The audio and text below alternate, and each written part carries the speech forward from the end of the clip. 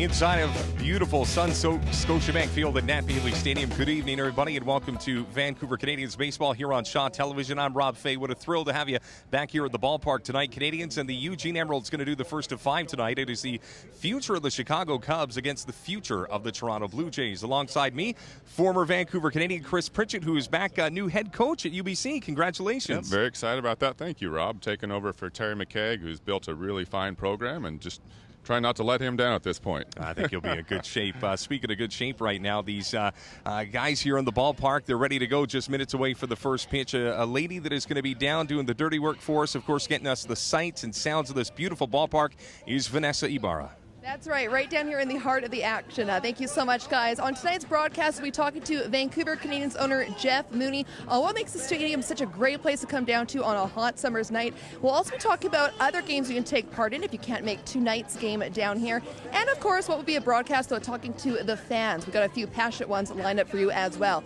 All that and more coming up on tonight's game. Guys? Well, thank you, Vanessa. As we take a look at the South Division standings here in the Northwest League, boy, it is an absolute sandwich at the top of the division. Hillsborough leading Salem by a game, Eugene by just 2. So with 9 games to play in this first half, Eugene is very much in the picture, and right now they need this series. Yeah, this is a big series for them. They're within striking distance, only 2 games behind, so very critical for them to take advantage of playing a Vancouver team that hasn't been off to their best start in the first half. You know, they also have a first rounder. Chicago Cubs took the hard-hitting Ian Happ. Your thoughts? Yeah, Ian was definitely one of the more famous players in the draft. Switch hitting center fielder. Got to see him take batting practice today.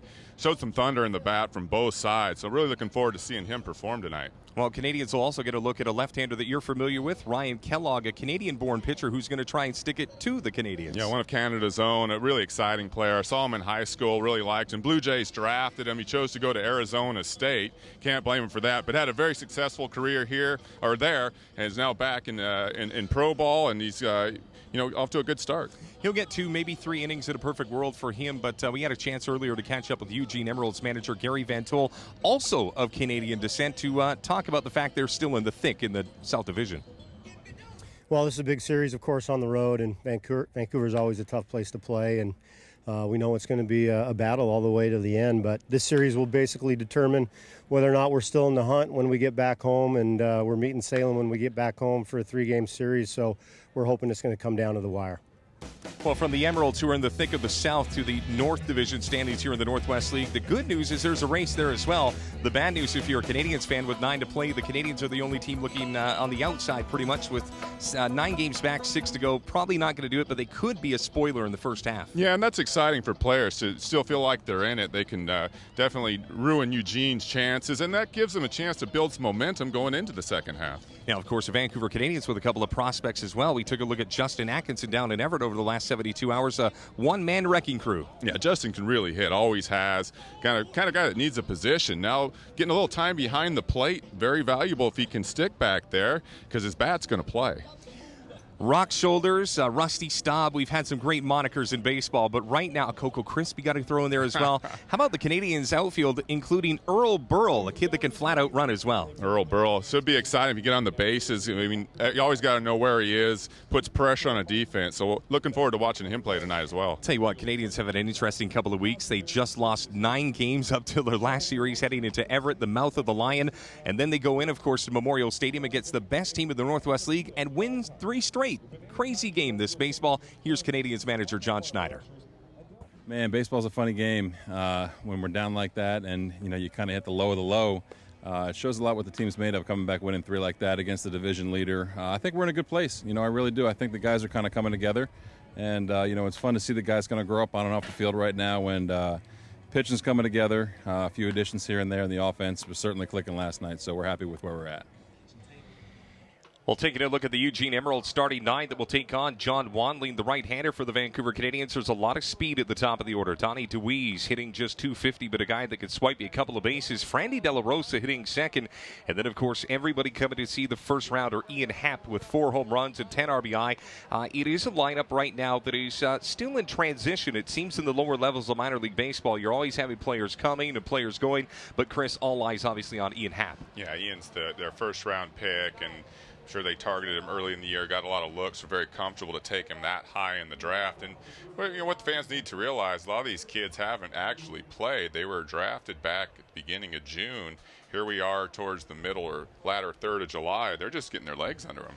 All right, so ready for baseball here tonight from a sun-soaked Scotiabank field on a sold-out night. We can already tell you the attendance, 6,013, as the first offering from Wanley is up at the zona. The count goes to 1-0 to Donnie DeWeese, who in 5 games against the Canadians in Eugene hit .429 with 3 doubles of his 9 hits. Next offering, fastball. That one hit the belt in for a strike. Count goes to 1-1. John Wanley, one of those guys that's, I guess you call him a workhorse, Chris. Yeah, well, he was a spot starter last year. Now they're stretched him out, got his legs under him. He's starting to handle that workload, and he's doing a nice job. You know, the one thing that you'll find about Wanley early is you see a pitch missing low, bringing the count to 2-1, is the fact that he is primarily a fastball guy early in the count, but the second time through the rotation, you'll start to see the breaking pitches, which are pretty effective. A high chopper that is out to the second baseman, fielded cleanly by Metzler, quickly over to Justin Atkinson for the 4-3 put out in the first out here in this baseball game. Yeah, Metzler made that look easy. That ball was kind of up the middle, had his momentum going towards the third base side, but able to get his momentum, get that arm around, make a nice clean throw to first base. The thing you like about this on the high chopper in the middle of the diamond, it's all about timing. Metzler gets it in one swift swoop over to Atkinson at first, gets him by a step for the first out. And you know, this Vancouver Canadians team, as bad as they were a couple of days ago, losers of 9 in a row, come into this game winners of 3 straight and starting to find their identity. As the 2-hitter Frandy De La Rosa is in the box, there's a ball chopped out to the third baseman, fielded cleanly across the diamond from Carl Wise over to Justin Atkinson. Nice start here with 2 outs very quickly. Yeah, ground ball out, so he's making him put the ball in play early. Talked to the pitching coach from the Seas today. They'd like to see him mix that changeup in more. Going to make his fastball more effective later in the ball game. So all of a sudden you got 2 outs very quickly, and here is the guy, the first rounder, Ian Happ, stepping into the box, the center fielder, hitting .278. Now Happ against the Canadians didn't fare that well, just 2 for 14 in that series at PK Park down on the campus of the University of Oregon. Wanley would love a nice tidy 3-up, 3-down inning, his first offering up in the zone. The defensive alignment for the Vancouver Canadians, Andrew Guillot at center, bookended by Sean Hurley in right, Earl Burrell the third in left. We'll get to that infield in a second as there's a ball laced on a hop out to Ryan Metzler, who is playing very deep, throws over, and the inning is over. Before we can get you the full lay of the land, the Canadians already with a half inning in the books. We make our way to the bottom of the first. It is the Eugene Emeralds 0. The Canadians coming up right here on Shaw TV.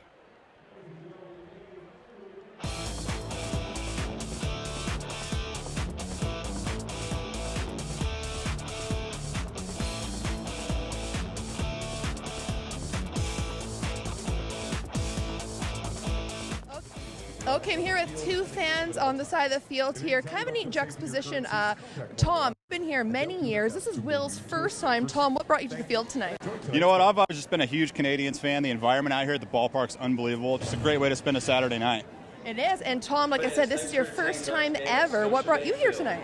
All of my friends talk about coming here and the atmosphere and the excitement and the fans and just the energy. And so I wanted to come experience it myself, and so far so good. It is amazing. You don't know what to expect till you actually get here. First impressions, you've been having a little hot dog there, I saw. Yeah, the food is awesome.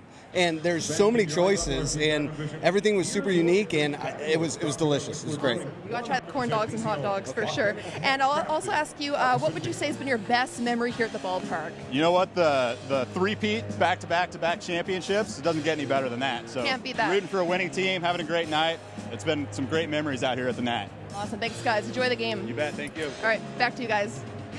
Well, thank you, Vanessa. Those fans of the ballpark, I think I recognize them walking around the concourse here and there. We take a look at the Vancouver Canadians starting 9, presented to you by manager John Schneider. Andrew Guillot, Louisiana native, will hit leadoff, and boy, everything he's done offensively, hitting .310, he's done just as much defensively in center field.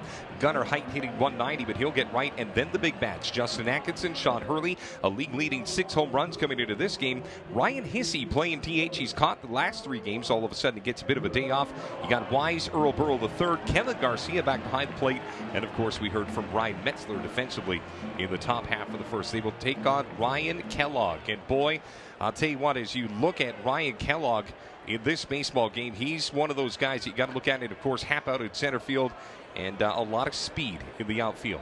First pitch from Ryan Kellogg is hit out to center field, out to Ian Happ. As we talk about, we get all the players involved in the very first defensive play. Nice start. Yep, got a good jump on that ball. Hit very hard by Giat. First pitch, fastball, swinging, put a good part of the bat on it, but right at the center field. And Ian Happ is one of those guys that you look at tools. You talk about guys that can hit for power, and also play defense. And there's not many that will elude him. So with one out, Gunnar Height will step into the box. Height, the shortstop for the Vancouver Canadians, in the black number 2 jersey. Fastball in for a strike. The count very quickly 0-1. It's a right-handed laden lineup for the C's against the left-handed Kellogg. Kellogg likes to work fast. Next offering is also in a changeup. Very quickly, no balls and 2 strikes. Canadians in their alternate black jersey tonight. It has a Mounties logo, a historical reference to the old team from the mid-50s into the late 60s that used to patrol this ballpark, then known as Capilano Stadium, as the 0-2 is fouled off. A little slider there from Kellogg. This is a guy you want to be aggressive early in the count because he throws so many strikes. Don't want to get behind him. Game time temperature here was 84 Fahrenheit. You're in the mid-to-upper 20s, and that's at 7 o'clock tonight. High chopper out to the second baseman. De La Rosa stays back on it, throws over to first, and all of a sudden, the Emeralds doing to the Canadians what the Canadians did to them in the top half of the first inning. And that's what Ryan Kellogg does. He likes to work ahead, just get you to hit his pitch, gets a lot of ground balls. He's got terrific angle and deception to home plate. So 2 outs very quickly as, of course, you see Gunnar Height work his way back into the third base dugout. And here comes Surrey, BC native Justin Atkinson. And I've been doing this for a long time. I can't remember, and I'll say this on record, anybody having a better 3-game series offensively than Atkinson did in his last setup down in Everett. First pitch missed just outside. Very gentle breeze blowing inward from center field. 380 to center. 335 down to right, and 320 at left. Of course, that's where the new Hayall porch is. 1-0 offering. He's also up 2 balls and no strikes.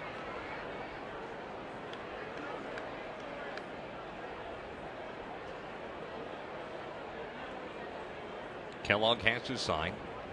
Pitches down in the zone, but Atkinson went chasing. Got a little piece of it to stay alive. Steps out of the box and tries to regroup, albeit a little bit. Atkinson, of course, in this ballpark, hitting just 200 on the road so far, hitting a gaudy .455. And another pitch that's in the dirt. So Justin Atkinson of Surrey, BC. You said you saw him a couple of years ago before he had even turned professional. Yeah, and he's actually played with Ryan Kellogg on the Canadian Junior National team. So these guys were teammates, and now they're facing off here tonight. Atkinson started his season with Lansing in the Midwest League. There's a ball that is fouled off once again. And Kellogg, I asked him earlier today if he wore number 46 for Ryan Dempster, and he said no, but now that I mentioned it to him, maybe he'll say that moving forward. Absolutely. Hopefully he can have the same type of career. And he's got a bright future ahead of him. He's a big-time prospect in my eyes. So with 2 outs, no score. Pitch on its way from Kellogg. Another pitch fouled off into that protective meshing here at Scotiabank Field at Nat Bailey Stadium. Sellout means you've got fans all the way down the first base line, wrapping around home plate all the way down and around the third base foul pole. Beautiful place to watch a baseball game. And even the road teams, when they come into Scotiabank Field, marvel at the energy of this building. As a fastball is a high chopper back to Kellogg. Waits for it to come back down from the heavens. Flips over to first, and the inning is over. So 3 up, 3 down on each side. We will take our first break of the night. When we come back, second inning, it's the Emeralds, the Canadians, right here on Shaw TV.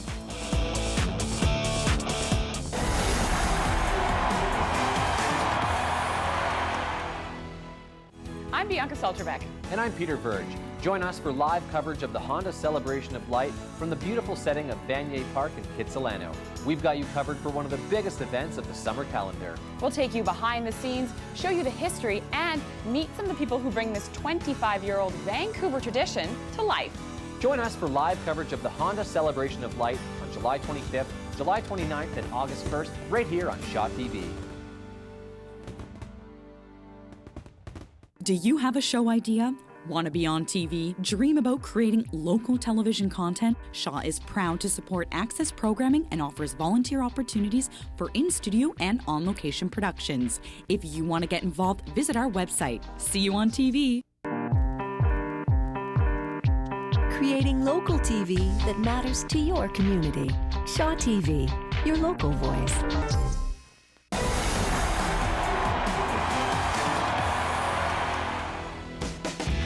Well, scoreless baseball game to the top of the second inning. Taking a look at the defensive alignment for the Vancouver Canadians. Of course, a lot of speed in the outfield. Andrew Guillot at center, bookended by EB3 out there in left. And the Northwest League leader in home runs, Sean Hurley in right. Carl Wise out of the College of Charleston at third. Justin Atkinson over at first. And, of course, the tandem of two guys with real quick hands. Ryan Metzler at second base, the shortstop Gunnar Height. And Kevin Garcia, the East LA native, behind the plate, working with John Wandling, who, as you see on this screen in front of you right now, into his second inning of work, coming off a 6 2/3 inning performance, his longest into the Northwest League season in his last outing. So, of course, John Schneider stretching him out as he faces the four-hitter, Ejoy Jimenez.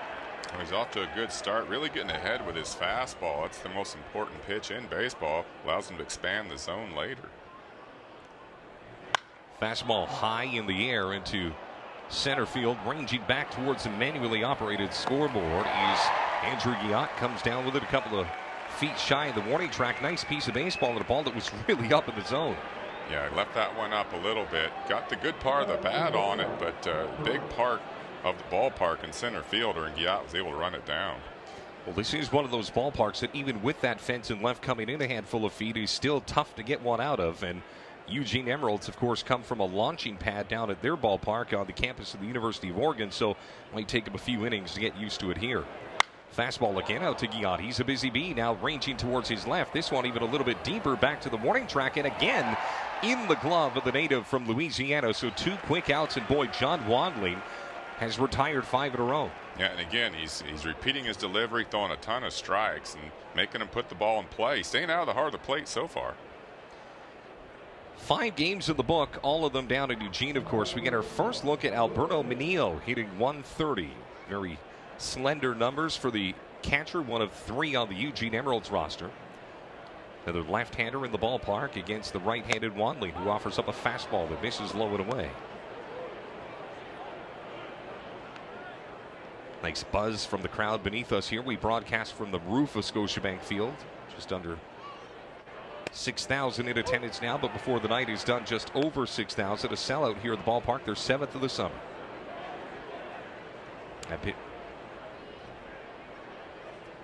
One ball and 1 strike as Wandling looking for his 6th straight out, and that'll help. A changeup is swung on and missed. You said that's going to be important tonight. Well, there it is right there. Straight change, little tail to it. Did a good job of selling it. Looked like his fastball kind of dropped off the table at the end of the, right there at the strike zone. Infield playing back for the Canadians as the 1-2 offering on its way is a high chopper right back to Wandling. He's got to wait for it to come down. Stops, throws to first, and for the second straight inning, John Wandling has got himself a 3-up, 3-down frame. We're going to go to the bottom of the second in a second, but first, let us go to Vanessa Ibarra down at field level. Thanks so much, guys. I'm here with Alan, who's the Assistant General Manager. Alan, you guys offer great ticket options, obviously, as part of coming to the game here on top of all the other festivities. Tell us about the nap packs people can take part in if they come to the game. Perfect. Yeah, we have a 10 and a 15 voucher nap pack. They're open-ended vouchers you can use for any game based on availability. They're totally flexible, so it's a great way to come out to a bunch of different games with your family, with your friends, and we have tons of people who use those during the summer to come out to games. That's what's awesome about the games. It's something new every year. It's always a new experience. Anything else you have new going on this year you can tell us about? Well, we have the Hey Y'all Porch. It's brand new this year. A lot of people don't know this, but we have August 11th. We have tickets available in the Hey Y'all Porch for single game buy. It's just like a reserve grandstand ticket, so you have one of those nap packs you can use in the Hey Y'all Porch, and we got about 40 spots left for that game, so they're going fast. It's a rowdy bunch. It's pretty fun. Yes, it is a rowdy bunch. And if people can't make tonight's game, obviously tomorrow, Family Fun Sunday, you can also take part in. That's an ongoing thing. What's that all about?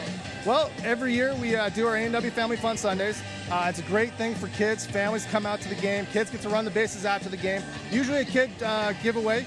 Except for the last one, we got umbrellas going. But tomorrow we have our A&W Family Fun Sunday. We have a lunchbox giveaway, which is a great little thing for kids to take back to school in the fall. Oh, you guys do so much for kids. Thank you so much, Alan. Thank you very much. Back to you guys.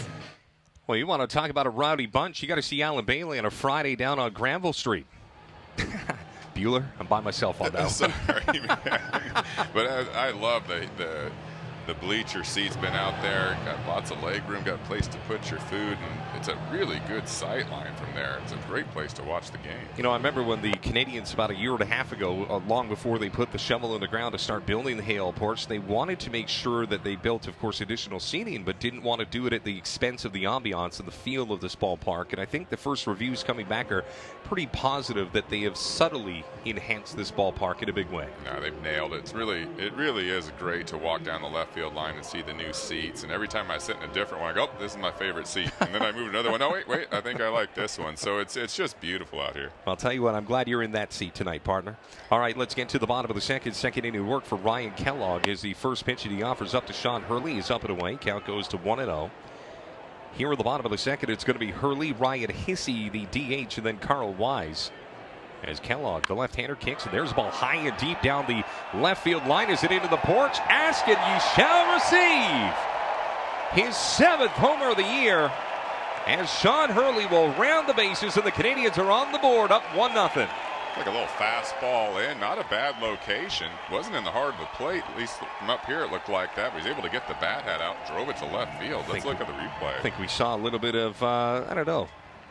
I don't want to say the word pimp job, but it was kind of a pimp job, as they say down at the old clubhouse. Sean Hurley making his way off the field right now. And as we look at the replay, you nailed it. Right in on the hands, and that's not a good place to offer it up to Sean Hurley. Oh, he must have been looking in there early in the count. Maybe he picked up a sign or something, because he looked like he was going to turn on that pitch from the minute it left Kellogg's fingers.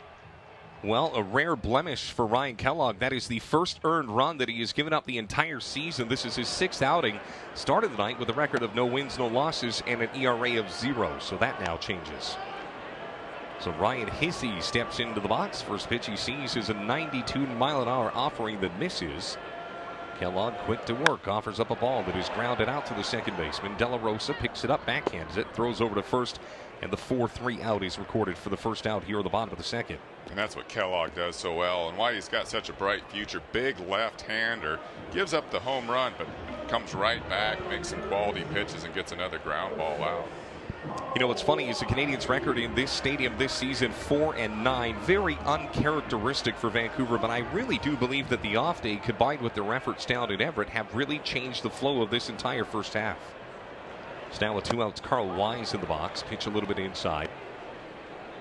Wise was slow to start the season, 0 for his first 9 before he finally got it right, and as a college kid, well, that happens from time to time.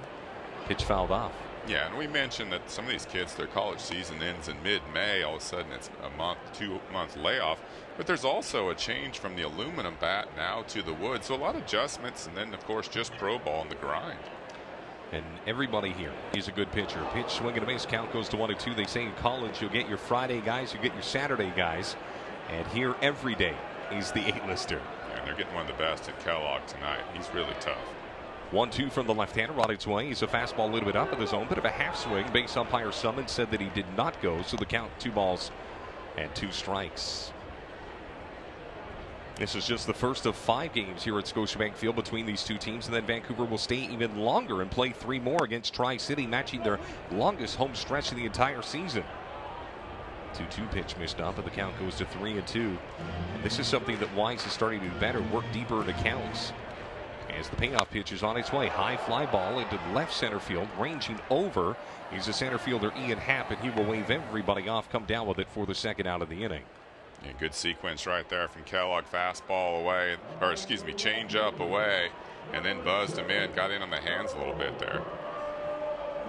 We talk about the Canadians outfield being able to cover a lot of real estate. The same thing could be said for Emeralds fans. You know, the one thing that I will say, having seen a collection of teams in the Northwest League, these two teams mirror each other very much as far as what they bring to the table and what they don't. Yeah, Deweese is DHing tonight. He can also play center field, really run too. So you get him out there, it just adds to their range in the outfield. Well, the guy that we pegged earlier in the night, Earl Burrell in the box. Fastball in for a strike. The count goes to 1-1. He is Earl Burrell the third, which means there's an original Earl Burrell and there's a Earl Burrell Jr. Wonder what he'll name his kid. 1-1 on the way. Is a ball hit right off of Kellogg, which actually benefits him as it goes out to the shortstop, and the inning is over on the 1-6-3 putout. Tough break for Earl. Hit that one right on the screws. Canadians get the opening run. 7th home run of the season for Sean Hurley. A round trip on. We'll bring you the top of the third next right here on Shaw TV.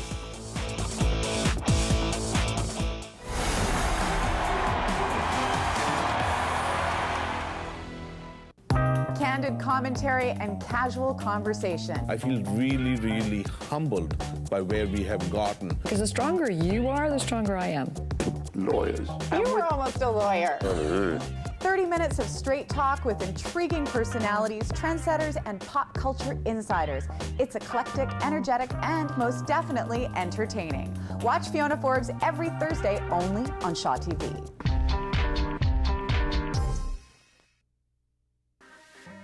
Food, fashion, fitness, and so much more. Go West Coast is a lifestyle show featuring stories and segments from across the Lower Mainland and Sea to Sky Corridor. Watch Go West Coast daily on Shaw TV.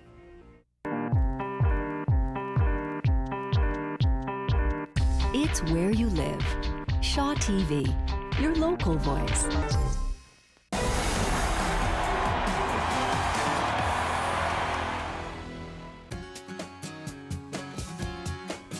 Well, back here at Scotiabank Field at Nat Bailey Stadium, John Wanling with a run to work with. Sean Hurley's 7th home run of the summer gives the Canadians an early 1-0 lead. Now all of a sudden we find ourselves to the top of the third already. And it'll be Blake Headley, Adonis Paula, and Kevonte Mitchell, 7, 8, 9 in the order against John Wanling, who's gotten off to a fantastic start for the Canadians. But Eugene, of course, waking up this morning just 2 games out of first in the South Division. Believe me, they feel the urgency to come out here and compete in this game. Yeah, and so far Wanling hasn't let him get anything started. He's been throwing first pitch strikes and then mixing in his off-speed pitches, a lot of ground balls. He's off to a really good start in this ballgame. Well, for the Vancouver Canadians, it's been feast or famine. We talked about the fact that earlier this month they rattled off 9 consecutive losses and then all of a sudden get an off day and then come back from that off day and are right now on a 3-game winning streak, looking to make it 4. A couple of new additions to this team, and it's amazing what a couple of guys being sent down or promoted up can really do to the complexion of a team. Yeah, because they weren't in the middle of that 9-game losing streak, obviously, so they bring a different mentality, and the team looks very confident right now. First pitch is up and away to the 7-hitter Blake Headley, a .234 hitter this season. No home runs, but 7 RBI on the season. Eugene, you're not looking at the wrong color jersey. Do not adjust your screen. That is a tie-dyed mix of dark green, light green, and a little bit of black and white as well. Eugene, known as the Emeralds, always coming up with those creative looks, and here tonight displaying one at Vancouver. Just before the 2-0 pitch is on its way. Time is called as the ball made its way down from the first base bullpen. You know, the big story in Eugene this past couple of weeks has been the burning down of historic Civic Stadium built in 1938. A couple of kids aged 10 and 12 allegedly lit the building on fire and it burned to the ground. Pitch low in the dirt. The count goes to 3 balls and no strikes. And prior to Capilano Stadium, which we now know as Scotiabank Field at Nat Bailey Stadium, only stadium in the Northwest older was Civic. That's too bad. Fastball in for a strike at 3-1 now. So I played there as a player and got to coach here as a C's hitting coach, and so it's been around for a while. I'll tell you a story about one part of it. I went to visit the remains of it in a second. Pitch fouled off. Count goes to 3-2. So of course all of the structure was wood primarily, so it's gone. There's a few planks that still stand in the ground, but they're charred, except for one hot water tank that was right outside of the visitors clubhouse. And every time I used to come see you guys, I'd have to walk past it. There's a ball squibbled foul down the third base line. Count remains full at 3-2. Any of those older ballparks, I mean, we've all, you know, just like Nat Bailey's been here for so long, and you know, dads remember when their dad took them when they were kids. So it's a shame when you lose some of those landmarks for sure. One of the first places I ever broadcast a game as a Vancouver Canadian, and I went there and it actually caught me by surprise. I didn't think it would bother me the way that it did. But now it puts Vancouver as having the oldest stadium in the Northwest. Pitch on its way. He's again fouled off. Good battle here between Wanling, who again has not allowed a base runner so far, and continues to fight against Headley here in the top of the third with the C's up 1-0. Headley's a Cornhusker, played for Darren Erstad last year. I've seen him play. He's got really good understanding of strike zone, works his at bats, and he's worked this one to 3-2. Garcia flashing a couple of signs. Another pitch on its way. And boy, nice effort. Went off speed. And John Wandling is now retired 7 in a row. And boy, sometimes the quick outs are cool, but the ones that you go 7-8 and finally win, that's the one that counts the most. Yeah, what these pitches looked like a little slider, a little cutter there. 86 miles an hour. Just took a little something off it to get Headley, who'd been fouling off some tough pitches, to swing over the top of it. Wandling out of southern Indiana. Made a real name for himself, born and raised in Evansville, Indiana.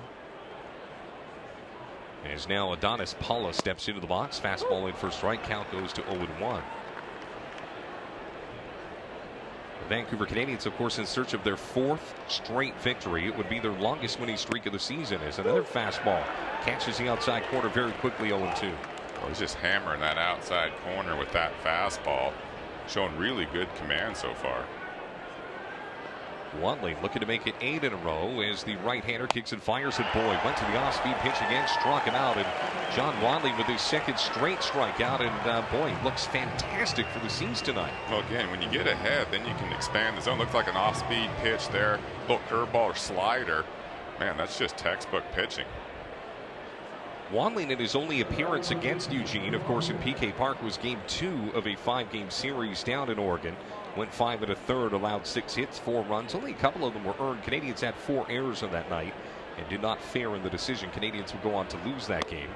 A fastball that misses. Canadians actually won the opener against Eugene and then lost the final 4 in a row.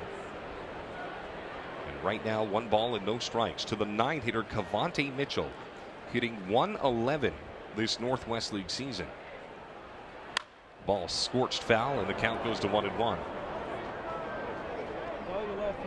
Mitchell hitting .111 this season, as I just mentioned seconds ago, but Cavante hitting .308 against the Vancouver Canadians. Probably circled the schedule, looking to come to Vancouver, get right back onto the old offensive train. 1-1 is on its way. It's a changeup up with the count 2-1.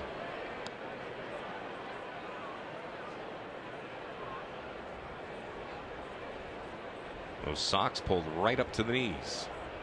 The old number 40 on the back of that black jersey as the offering is a curveball that misses. 3-1. Looks like he's trying to get in on Cavante with the fastball, then try to get him maybe to chase with that breaking ball, but he's not finishing it. Kind of hanging that pitch right now. You got to think that Mitchell, as good as he was against the Canadians, is scuffling lately, hitting 100 in his last 7 games. 3-1 from the right-hander on its way is a ball that is hit into left. It'll be the first base hit of the game, the first base runner for Eugene. And it is the 9-hitter, and believe me, Cavante's got a little bit of speed. So for Gary Van Tol, the manager of Eugene, down 1-0 here in the bottom of the third, or pardon me, the top of the third, going to want to get that guy in a scoring position.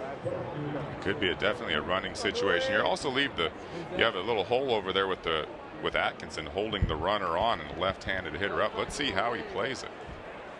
Well, second time through the batting order, Donnie DeWeese 0 for 1, grounded out to the second baseman Ryan Metzler in his first and only plate appearance in this game. Right-hander working from the stretch, fastball right down the heart of the plate. Count goes to 0-1. Well, other games tonight: Everett in Hillsborough, Spokane at Boise, and of course Salem and Tri-City. Both Salem and Tri-City in second place in their respective divisions, so that is a crucial series for both teams. The 0-1. For the right-hander on his way. There goes that runner. Snap throw down to second is money, but it is up in the zone, and that's going to allow Mitchell the stolen base. Looked like Garcia got his feet set, but had a little trouble getting the ball out of the glove, and that gave the runner time to sneak into second base. Cavante Mitchell, you knew he was a threat, and again the pitch was up in the zone. Easy one to handle, but again you could see on the replay sailing high and gunner. By the time he received that ball at about the lid of his cap, had to get it all the way down to his ankles, and that was more than enough time. And you see Mitchell sliding to the outside portion of the bag to buy him that extra couple of millimeters. That is the difference between being safe and being out. As the pitch is swung out and missed, but the ball goes in the dirt. Garcia will pick it up, throw it down to first, and the inning is over. We're going to go back down to field level. Vanessa Ibarra joins us down again. Vanessa, who you got for us tonight? I got another set of passionate fans, guys, and here at a special set of fans, Joanne with her grandson, Tyrell. And first of all, what makes the Nat Bailey Stadium such a great place to bring your grandson? It's just a fun place, great atmosphere, and I think it's great for the kids to be involved in any kind of sport, and he just loves it. And that's pretty amazing. You're also involved with the foundation, been a fan for 25 years. You're passing on to your grandson. Why do you love coming to game, Tyrell? Because I like baseball. Well, that's an easy enough answer. Well, who's your favorite player? Earl Burrell III. Earl Burrell. Say that 3 times over. Earl Burrell III. And why is he your favorite? Because he made some amazing catches. He does, for sure. And Vancouver Canadians do a lot for kids as part of their foundation. What does that mean to you, having a grandson, how much they help out with the kids? It's very important. I think all children, all kids should be involved in sports. I think it's really good for them, and anything we can do to help, we're there. So, yeah. Well, thank you so much for coming down and taking part tonight. All right, back to you guys. Vanessa, I think if you'd asked him to do it 20 times, he would have. But Earl Burrell is an absolute fan favorite. Why not? At first, it started with the moniker, but then, of course, Pritch, guy made a couple of plays, and now he's got fans of all ages. Yeah, it really rolls off the tongue. When I first got here, I was writing the lineup out, Burrell. Then I usually go back and try to get the first names in there, and I looked at somebody, and I was, is it really? Is it Earl Burrell? And they're like, oh, sure yeah, is, man. Outstanding. And the whole family's coming up to Vancouver before the end of this homestand, so we'll get a chance to meet all 3 generations, which will be pretty cool in the coming days. Tell you what's pretty cool. Canadians up 1-0, bottom of the third. Eugene finally gets their first base runner of the game, and it lasted a couple of seconds before the Canadians got the ground out they needed. So the bullpen has been summoned for the first time, and Ryan Kellogg's night is done after just 2 innings. And I'll tell you what, Pritch, he did give up the 1 home run to Sean Hurley, but outside of the 1 blemish, pretty impressive. Yeah, I thought he was really good. A lot of ground balls, a lot of strikes. Of course, the 1 mistake to Hurley, I wouldn't even say it was a mistake. The ball was, he did get it in, but Hurley was looking in there and put a good part of the bat on it, drove it out of the park. You know, the first couple of weeks of the season, the Canadians couldn't buy a home run, and then in the last 3-4 games, it is just at will. And we'll see how they fare against the second pitcher of this baseball game, but it will not get any easier. Ryan Kellogg, 2 innings of the books. Pardon me. Now they get Adbert Alzolay.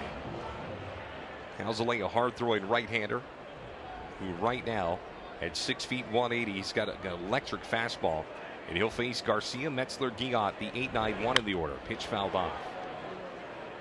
You can see the arm speed from here. Pretty sneaky fastball, 90 to 92. Showed some tight spin on the curveball as well. Good-looking athlete. They got their work cut out for him. Well, out of Pito, Venezuela, a record of 1-2 on the season, but an ERA of 2. So a guy that does not allow a lot of runs. Kind of a hard luck loser, not a lot of run support when he's been on the mound this season for the Eugene Emeralds. His lone victory of the season against Vancouver. Alzolay looking in at Garcia. No balls and 1 strike. Pitch from the right-hander is in the dirt. Count goes to 1-1. You know, Pritch, you played here for a couple of seasons, and you look at this time of night, the sun is right behind the shoulder of the first baseman, which used to be you over at first base. How tough is it defensively for the guys on the left side of the infield? I think the main thing, as long as you're throwing it to first base, you can throw it into the sun. It's when the first baseman has to make a play on the field that it can cause trouble. Ball out to De La Rosa, throw over to first. The out recorded. Kevin Garcia is 0 for 1. Pretty hard contact, but again, good range from the middle infielders. I'll tell you what, we saw Frandy De La Rosa in Eugene on a turf field, and boy, sometimes you get those true hops, and all is well here at Napier League Stadium, a little more authentic, but at the same time you can see that east-west movement from the second baseman. Yeah, he looked really smooth out there during the infield. They got actually a fantastic defensive infield from what I can tell so far. So in steps Ryan Metzler, coming off his first 4-hit performance as a professional. Did it last night at Everett. All 4 of those base hits were singles, but nonetheless, all of a sudden starting to hit a respectable 242 this season as the count goes to 1-1.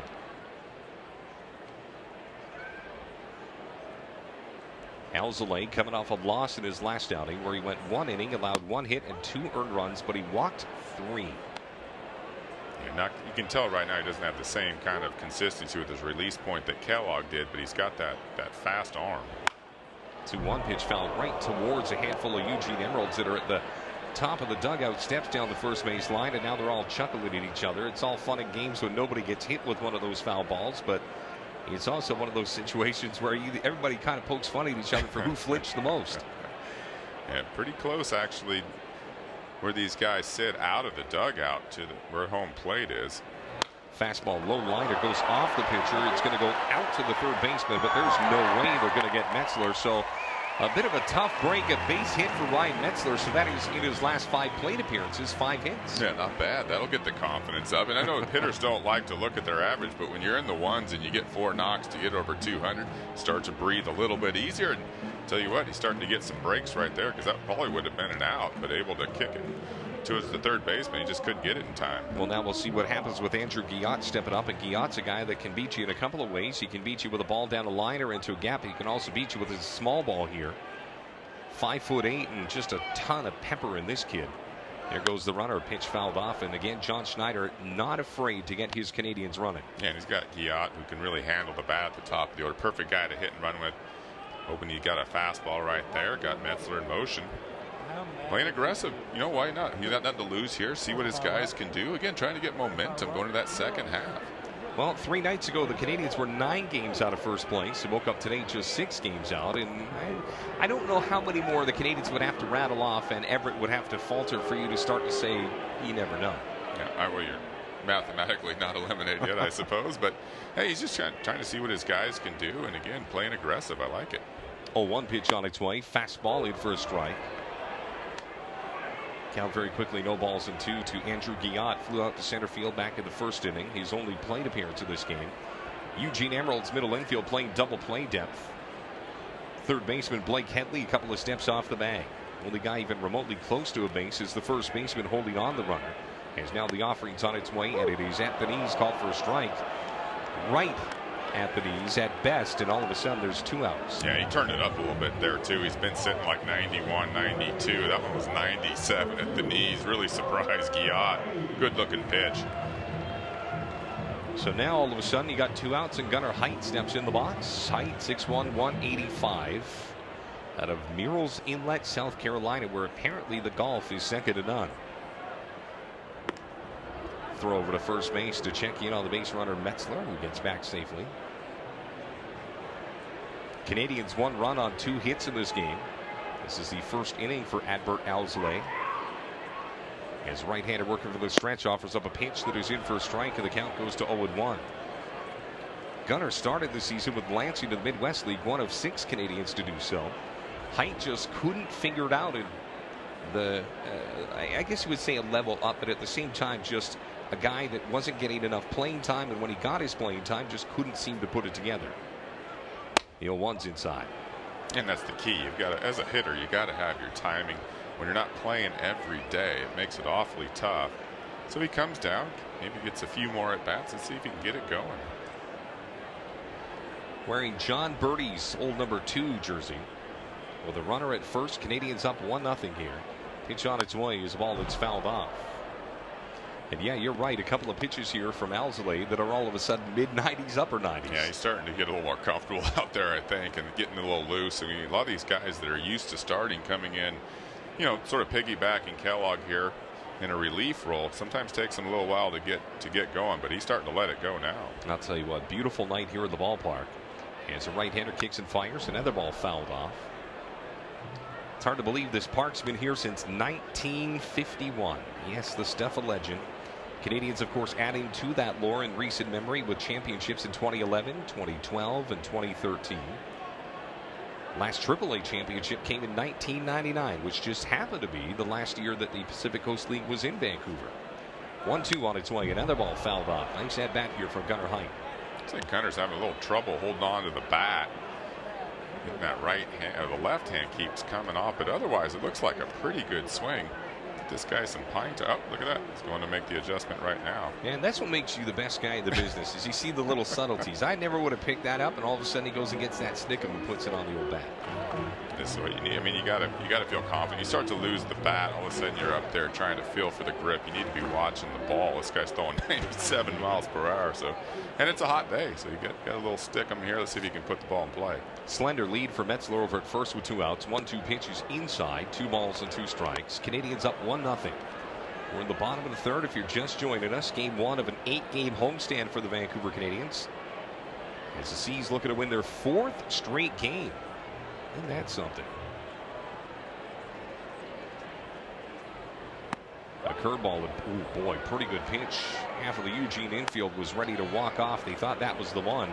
Instead, the count goes to 3-2.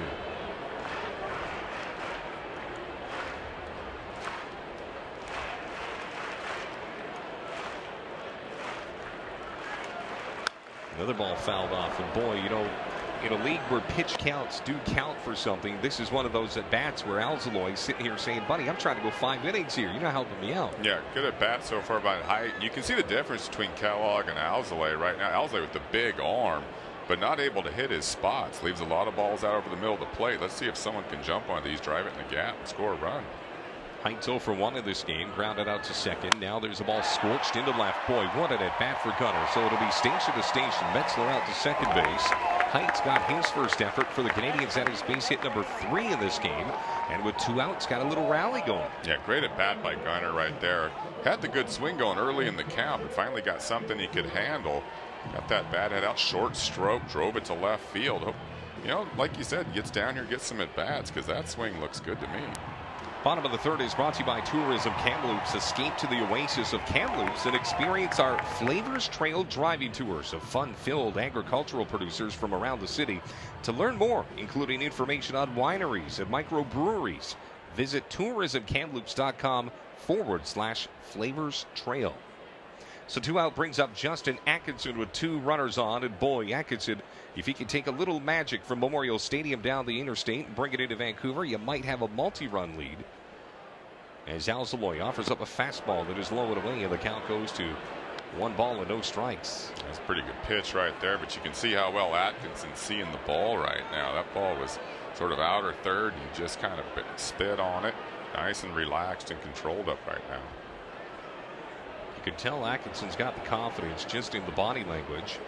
1-0 is a slow roller out to his second baseman, who bobbles it. De La Rosa tries to collect it, does, and still gets Atkinson by about a step and a half.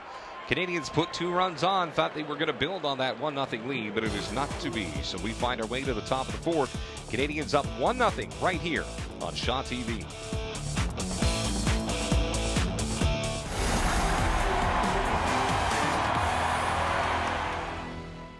Better Business Bureau has been helping our community for over 100 years, building an ethical marketplace where buyers and sellers trust each other, providing reliable information to help you, as a consumer, make smart buying decisions.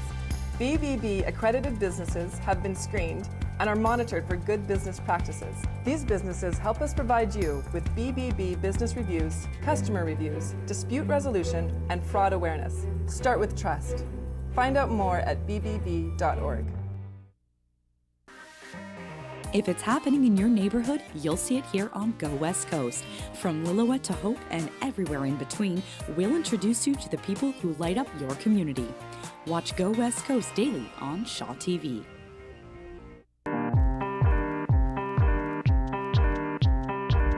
It's where you live. Shaw TV, your local voice.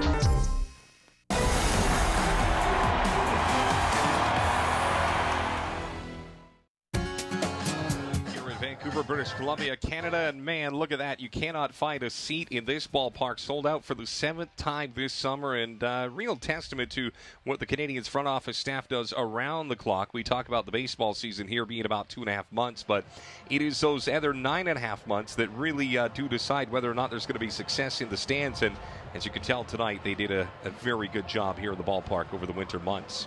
That fan base has really built up over the years. It just every year it just seems to be more and more loyal fans coming out to the park. They keep adding seating and keep filling it up, and it's just a great place to watch a game.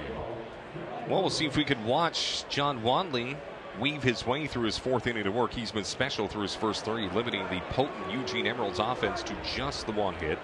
He'll take on the 2, 3, 4 in the order, including the man in the box, Frandy De La Rosa, who watches a fastball in. The count goes to 0-1. Ian Happ on deck. Eloy Jimenez still to come as the pitch swung on and missed. And boy, I'll tell you what, east, west, north, south, different speeds. You never see 2 of the same pitches from Wanley. No, he's not overpowering, but he's able to stay out of the middle of the plate, and he's starting to work that changeup in now. Another pitch is swung on and missed. Strikeout number 4 in this baseball game for Jonathan Wanley. And it's one of those things where you talk about pitchers who look tight, who look stressed out, and then other guys who looks like it's a Sunday stroll through a ballpark. And look at that, free and easy and just working away. And just like that, the Canadians with an out here in the 4th. And he's really, again, that changeup it's got that movement down and away from a left-hander. Very effective pitch for him, and he's starting to use it more. Makes him tough. Got to remember, Canadians haven't had much success against Eugene, and that series was down in Oregon. But here in Vancouver, a much different-looking Vancouver Canadians team. Well, like I said, even when I saw them out at the ballpark getting loose, looked like a confident bunch. Didn't look like a team in last place at all. There's a fastball that's hit into right field. Sean Hurley's going to have to go back to the warning track, relocates the baseball. Does he come up with it? No, it's going to drop out of his glove, and that will end up being a runner at second base. And that was a long run for Hurley to get there. And of course, then all of a sudden, the seed of doubt planted when you see that outfield wall creeping up on you. And it pops out of Hurley's glove. Not known as a defensive specialist out there, but again, a tough route to the baseball as you see it on the replay. Well, you really got to see Happ's strength right there, because that ball looked like it got in on him. This is a big ballpark. You're still able to muscle it off the wall. I mean, that's pretty impressive, because it looked like it was down lower on the barrel. Scorer Mike Hannafin's going to call that a double, and I think for sure that's the right play, especially when you talk about the effort that went into that one. So now with one out, a runner at second base. That runner out at second and Happ is the tying run in this game. As Wanley, working for the stretch for only the second time tonight, offers up a changeup that is swung on and missed.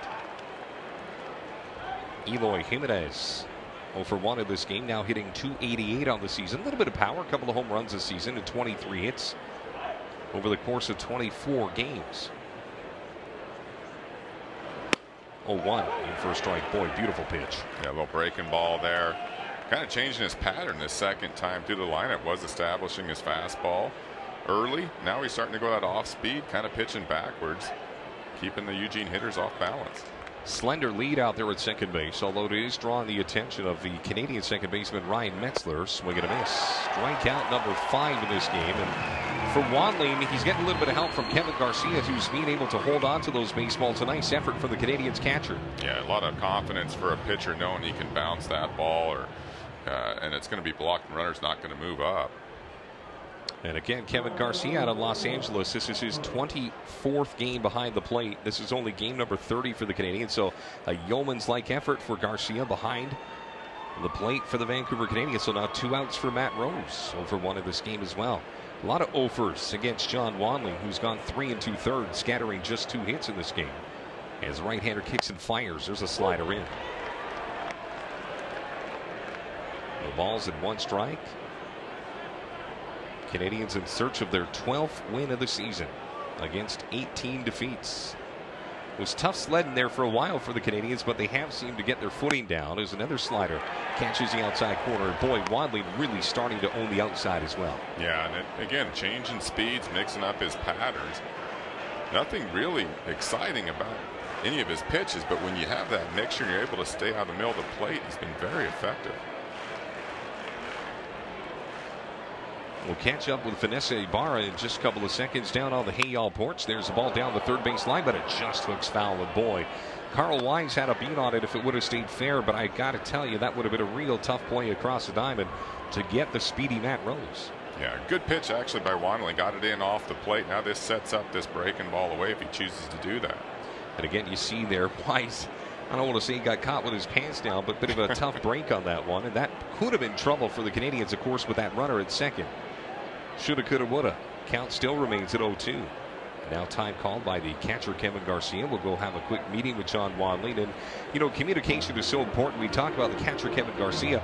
He's already caught 21 different pitchers this Northwest League season. Yeah, that's a good point. And also when the runner gets to second base, often they'll change the sign so that not able to pick him up out there with Happ at second. So probably just a little confusion. They got squared away and ready to go. Canadians infield playing back. Shadows starting to trickle in right field and into center field. Those tall trees from Queen Elizabeth making their presence felt. There's a ball laced into left. Question is, will they wave that runner around? And look at this. Earl Burrow's going to come up throwing, but it's going to go over the catcher. That's going to allow Happ to score.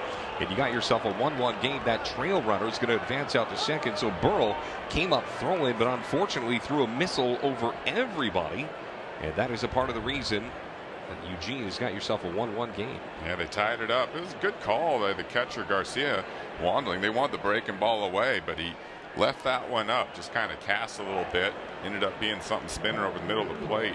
Watch the third base manager here, Gary Van Tol. If we get him into the sights, we might not hear on this replay. The throw is late, but it was funny because usually you'll see a third base manager waving his arms like, let's go, let's go, let's go.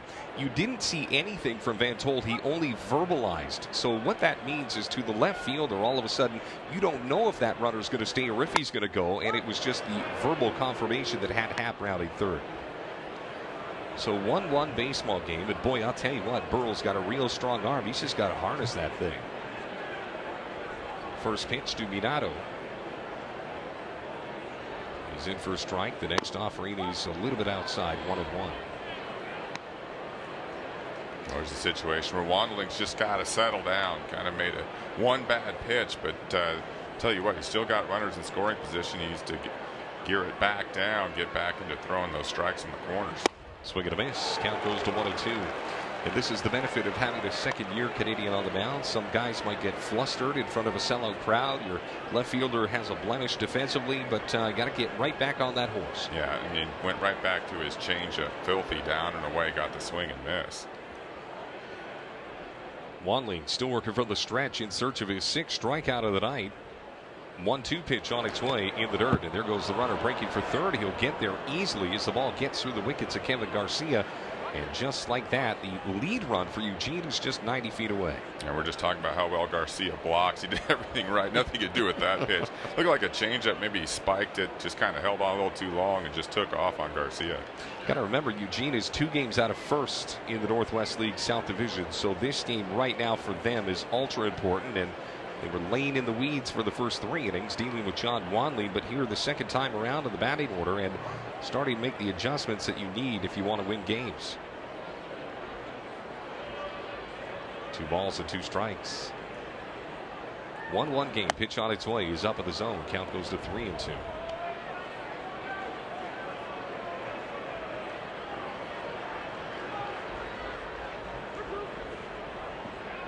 There is not even a breeze here at the ballpark. Canadian flag, American flag, 3 championship banners, all just checking out the game, not doing much otherwise.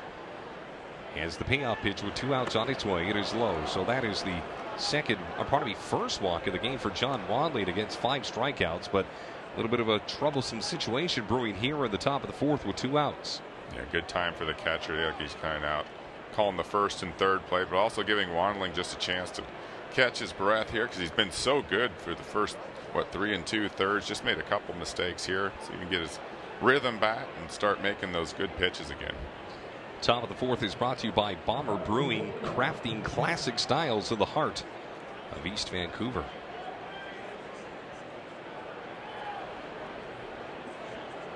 Infield remains back. The shadows making their way even deeper into right field now. Not sure if that's dramatically a factor in this game, but still noticeable as the pitch is up in the zone. Blake Headley in the box 0 for 1, struck out swinging, one of the 5 victims that John Wanley has found in this baseball game.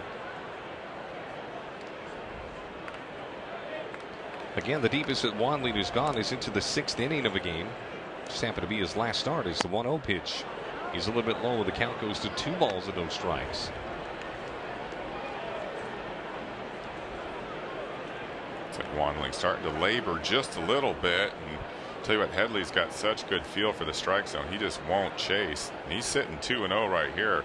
This is a very important pitch. Right-hander kicks and offers up. There's a pitch that also misses. So now 3 balls and no strikes. And boy, Eugene, like a handful of sharks just circling in the water that all just got their first sense of some blood. And again, 3-0 on Headley. Got to be careful. He's ahead in the count. See if they put the green light on. Of course, there's a righty on deck for Paula if he wants to put him on and chase the shortstop from Eugene. Well, we don't have to worry about that decision. It's been made for him. 4-pitch walk, and Wanley and Garcia get together again on the mound as all of a sudden the plot thickens, and this was a very unassuming inning. This didn't really have anything to it, and all of a sudden just a nick here, a cut there, and out comes Jim Sykowski, the big pitching coach for the Canadians. Yeah, it's a good job going out and settle his pitcher down. Again, it was just one mistake, the base hit, that allowed the run. Maybe it shook him up just enough, got him out of his rhythm. Go out and talk to him. Maybe there's a key he can focus on to get back to pitching the way he was the first part of this ball game. Well, buddy, I'll tell you what, man, if there's a guy that can go out and give you a pep talk, it's Jim Sykowski out there, probably challenging Wanley a little bit right now. Just saying, listen, man, you've been fantastic this baseball game. You didn't get a little help from your defense early in the inning, and that cost you a run, but at the same time, this is on you to step up at this moment.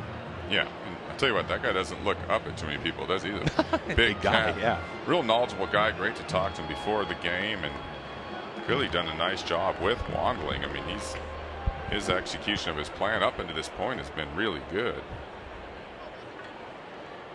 Wanley, of course, pitched in some warm summer nights back in Indiana, and tonight finds himself in Vancouver, British Columbia, Canada, about 3 time zones away, a little to the left of where he's used to living, both literally and figuratively. As now Adonis Paula in the box, in for a strike, and you're right, the right-hander is a blessing in disguise. Yeah, you never know. Again, that brings the breaking ball into play too, and that first pitch, good fastball away, that's got to make the pitcher feel a little bit better. Ball swung on and missed. Adonis Paula hitting .239 on the season after, of course, striking out back in the 3rd inning. So let's see if Wandling here can leave not 1, not 2, but 3 runners on base. As Eugene right now with an opportunity to not just take the lead subtly, but he'll kick the front door right off the hinges with a base hit here. The 0-2 on its way. Slider in the dirt. Nice block by Kevin Garcia, and that's where you make your money as a catcher. And again, if you don't have confidence in the catcher to throw that breaking ball with 2 strikes and that runner at third base, hitter's going to get something to hit. So nice job by Garcia to get there and smother that breaking ball away. Still hot at the ballpark as the clock strikes 8 o'clock here tonight in Vancouver. Just a smidgen under 80 degrees at 8 o'clock at night. 1-2 pitch from Wanley on its way. Is a ball chopped to the third baseman Wise. He's going to simply go across the diamond. Will it be the end of the inning? You bet it will. And boy, nice play for Wise. He wasn't going to win the foot race to third. He was going to have to simply go across, and makes the play. So the Canadians do bend, but they do not break. It is a 1-1 baseball game. Before we get you to the bottom of the 4th, here's Vanessa Ibarra. Thank you so much, guys. I'm here with Commissioner Bill McClagan. There we go. Commissioner of Vancouver Canadian Baseball Foundation, Lee. Tell us about the neat programs you offer, of many you offer for kids, Bill, where you actually bus in underprivileged kids every summer. Sure, we do. We've been doing it. It's our 3rd summer now, I think. We bring in kids from all over the Lower Mainland. Carolyn Tuckwell and the Boys and Girls Club bring out their kids. We get them out on the field here, teach them some skills, break them into teams, learn a little teamwork, and have some great time right on this greatest field you could play on. So it's a great experience for them. Yeah, it's so amazing the support you offer for kids. Just look at the stands. Probably half of them are under 20 years old or so. Tell us about another program you offer, Superstars. Well, you know, our law firm Blake's, in conjunction with the BC Sports Hall of Fame, we run the Superstar Series here with the Canadians. Bring in people like Joe Carter, Johnny Bench, Pat Henkin. You know, honor the past, inspire the future, get the young kids seeing what the superstars can do and what they can be. It goes together. It all works together. Yeah, you had mentioned that baseball is meant for small kids. You know, that's what's based off of the kids. Can you speak a bit more about that? Well, you know, it's one of those games that is a lifelong passion for people. You started as a youngster. It's a wonderful game to play. It's like throwing a rock. You throw a ball, whether you're a boy or a girl, and you just keep doing it through your life. You play slow baseball as a little leaguer, slow pitch. It never ends. And then you come out and watch these guys, and it's fabulous. You get to come here and be a kid again as well, right? Absolutely, every day. I'll get one of those hats. All right, throwing it back to you guys. Thanks, Vanessa. Few fans in baseball bigger than Bill McClagan, and he's also been a housing family for a number of years. Him and his wife, Jana, have brought in a number of kids into their household, and man, I'll tell you what, they are all in when it comes to supporting the Vancouver Canadians. And that's so cool, especially some of these kids, they come out of college or even high school. They're not only starting their pro career, but they're starting in a new country, and just have to be able to stay with a host family, kind of show you around a little bit. That's pretty awesome. A look at the fans here just a couple of seconds ago, and man, I'll tell you what, Section 10, even though they built the new Hayall porch and renamed the barbecue area down after the Hard Rock Casino Vancouver, Section 10 at this ballpark still remains a fixture. It's where the old bleacher bums have been there. There they are. And I'll tell you what, man, there's a bunch of halter tops and sunglasses. I'll tell you what, for a visiting third baseman, it is the toughest ballpark in the league, bar none. That group of fans out there is relentless on their attack of the third baseman. Yeah, and it tends to get a little more intense as the game wears on. I don't know why. I always say it's kind of like they cut a little slice out of Yankee Stadium and brought it to Vancouver. Sean Hurley has the game's only RBI for the Canadians. It was a tall, towering shot into the Hey Y'all porch where they sell a little Southern-style hard iced tea. 2 balls and no strikes as Adbert Alozay into his second full inning. Pitch in, and the count goes to 2-1. Oh, I thought Hurley was looking for that pitch in. He was 2-0, almost the same pitch he hit out off Kellogg, but he took it. High drive in a very shallow right field. Ranging over towards the baseball is Cavante Mitchell, who comes down with it for the first out here in the bottom of the 4th inning. Another good pitch to hit right there, but you see that little extra giddy up that fastball has through the zone by Alzolay. Just enough to miss the barrel. Well, the Vancouver Canadians, of course, in search of their 4th victory, but this would be their first victory in 5 games against Eugene, who just in Oregon had them dialed in. And right now the Canadians at a 1-1 tie in the bottom of the 4th. Ryan Hissey was not a part of any of those 5 games. And again, this is what you were saying, Pritch. A high drive down the first base line. Will it be fair or foul? And it just took foul. And boy, oh boy, I was just about to say a fresh set of eyes, maybe a new result. Yeah, Hissey from the left side. Again, he was first pitch fastball swinging as well. Gave it a ride, just hooked at the last second. Very good swing, unfortunate for Hissey. You know, Hissey was drafted in the mid-rounds of the 2015 draft out of William and Mary. Oh. And, you know, there are some schools that you go to and you just know, there's the, Pepperdines of the world, the Florida States of the world, the big powerhouse schools like Texas. And here's a little flare into shallow left field. It's going to be a long run. Will it be caught? It will, and a beautiful effort at that. And I'll tell you what, man, flashing a little leather, Eloy Jimenez. I don't know if he had to dive, but he did anyway. That was a tough play off the end of the bat. So it's slicing away from Jimenez. He was able to get far enough. I didn't think he'd gone far enough when he dove, but he ended up making a terrific play. That would have been an easy double. Well, he got a great jump on it, and as you see here, little flash of the leather, and boy, just got it. Great camera work by our Shaw TV crew here at the ballpark. And again, from a different perspective, it might have been 6 of one, half a dozen of the other. I don't know if he completely had to dive, but wanted to make sure he got the out. Terrific concentration, nonetheless. All right, 1 ball and no strikes to Carl Wise. 0 for 1 of this game, flew out to center field. I guess we'll agree to disagree. That's kind of like one of those Willie Mays Hayes basket catches, to reference the movie Major League. Fastball in for a strike. 2 balls and 1. Infield playing back in the zone. Outfield playing straight up. Carl Wise does have some pop at his bat. High fly ball might not show here.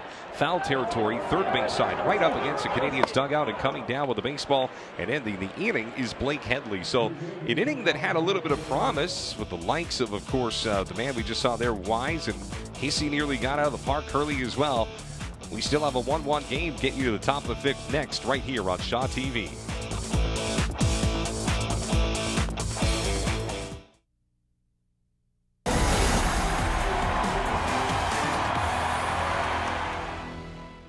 I'm Bianca Salterbeck. And I'm Peter Verge. Join us for live coverage of the Honda Celebration of Light from the beautiful setting of Vanier Park in Kitsilano. We've got you covered for one of the biggest events of the summer calendar. We'll take you behind the scenes, show you the history, and meet some of the people who bring this 25-year-old Vancouver tradition to life. Join us for live coverage of the Honda Celebration of Light on July 25th, July 29th, and August 1st, right here on Shaw TV. Do you have a show idea? Want to be on TV? Dream about creating local television content? Shaw is proud to support Access programming and offers volunteer opportunities for in-studio and on-location productions. If you want to get involved, visit our website. See you on TV. Creating local TV that matters to your community. Shaw TV, your local voice.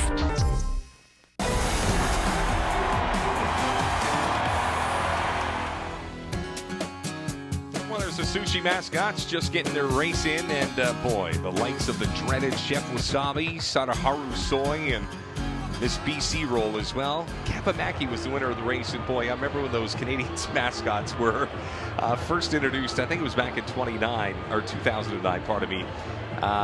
They said, well, what are we going to do? Washington's got the presidents. There's the bratwurst in Milwaukee. What should we do in Vancouver?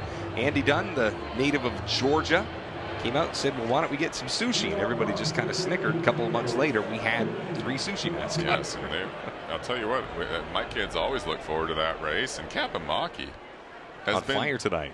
Well, in the past, too. I mean, what's the winning percentage? Kapamaki seems to be the odds-on favorite. He's the lightest, man. He's just got rice and cucumber. Everybody else is weighed down by the mayonnaise and all that stuff. Cavante, yeah, that's right. Cavante Mitchell in the box. 1 for 1 tonight. I told you, a 111 hitter in the Northwest League, but again, a terrorist against the Vancouver Canadians offensively as a pitch is fouled off. Count very quickly, no balls and 2 strikes. Yeah, Wandling's got to get back in his rhythm and work ahead because he just doesn't have the arm strength to pitch from behind in the count. He's got to get that first pitch strike in there and then go to his off-speed pitches later. No bullpen activity for the Vancouver Canadians. Canadians relocated their bullpen. It used to be down the third base line. Now it is just in front of the Hayall porch. Cool little area for people to just lean over the rail and watch some guy throw in the low 90s. Swing and a miss. Strikeout number 6 in this baseball game from Wandling. Quick work of Cavante Mitchell. And all of a sudden you got 1 out here. And the Canadians again trying to get a little bit momentum back here as we make our way to the later stages. Yeah, good ball game. And Wandling right back into his rhythm. Strike 1, gets ahead in the count, then works that slider just off the plate away and gets the punch out. For the Canadians, still a lot of baseball to be played here. We'll check in on the out-of-town scoreboard in just a couple of minutes, see how the rest of the Northwest are faring tonight. As we get closer towards the end of the first half of the season, ball driven out to left center field. Earl Burrell, the third, ranging far to his left, our right, to come down with a second out. And boy, an immediate fan favorite, and turning around and making his way back. That's a tough play.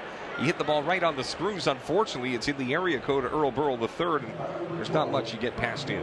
Oh, and I think that's sometimes the hardest thing for kids coming out of college is they're used to that ball dropping in the gap. A little bit faster game at the pro level, and Burrell able to run it down. Well, how about this one final tonight? Hillsborough topping Everett 2-1. If the Canadians win, all of a sudden they are just 5 games back.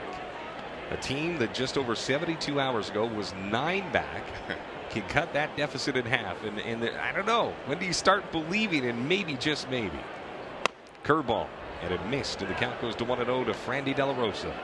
I think the main thing is they seem to have turned the ship around. They're playing pretty well, getting that momentum going.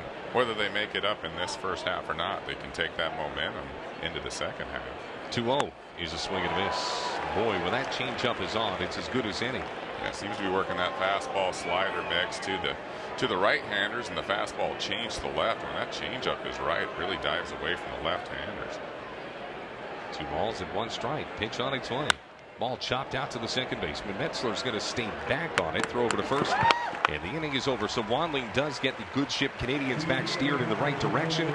Speaking of going in the right direction, here's Vanessa Ibarra.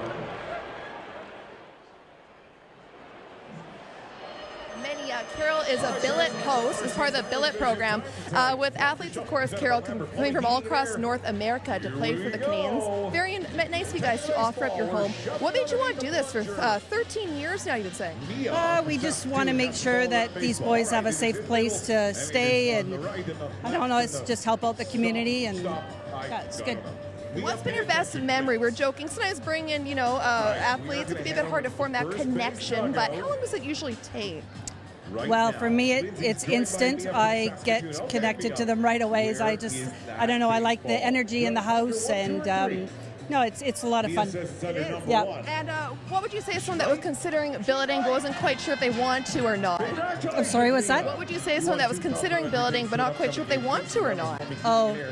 We started when my daughter was 11, and honestly, she's 24 now, and it's honestly the best thing we've done. It really has. It's brought it together as a family. The kids got to see boys for striving for greatness and for a goal, and it teaches them a lot.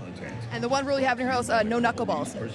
No knuckles, no cracking knuckles. That's one of my biggest pet peeves. So. All right. Well, thank you so much for joining me, Carol. Thank you so much. All right, guys, back to you. Carol Irving, her husband Tom, of course, runs a tire shop down at First and Fraser's. If your tire's getting bald, go down to see Tom. He'll take care of you. You know, the Irvings have had a real fantastic streak of having guys go to the major leagues. Wow. 4. And, there are the housing families that have that, that competition. How many of you had to go to the major leagues? My goodness. So, I don't know, man. Something in the water. I don't think that doesn't get back to the players down there in Florida when they're getting ready. They're lining up to work to get in that house. Absolutely. Earl Burrell III is going to step on here as we go into the bottom of the fifth in a 1-1 baseball game. Fun one to have for you here on Shaw TV. Glad for you to stop by and join Chris Pritchett and Rob Fay. And again, first of 8 here for the Canadians at home. Earl Burrell, first offer he missed. Third inning work for Adbert Aloze as the fastball right down the heart of the plate. Count goes to 1-1. It'll be Earl Burrell the third, Kevin Garcia, Ryan Metzler, 7, 8, 9 in the order as a wicked curveball misses low, 2-1. This guy's really got a good arm, Alzolay, but is he really having trouble landing the breaking pitch? And the fastball command is well below average. The Canadians can really sit on their pitch. High drive at a very shallow right field. It's a conversation between the second baseman and the right fielder, and that will be won by Frandy De La Rosa as he frantically waved both of his arms to let everybody know that he was going to take responsibility, and produces the first out here at the bottom of the fifth.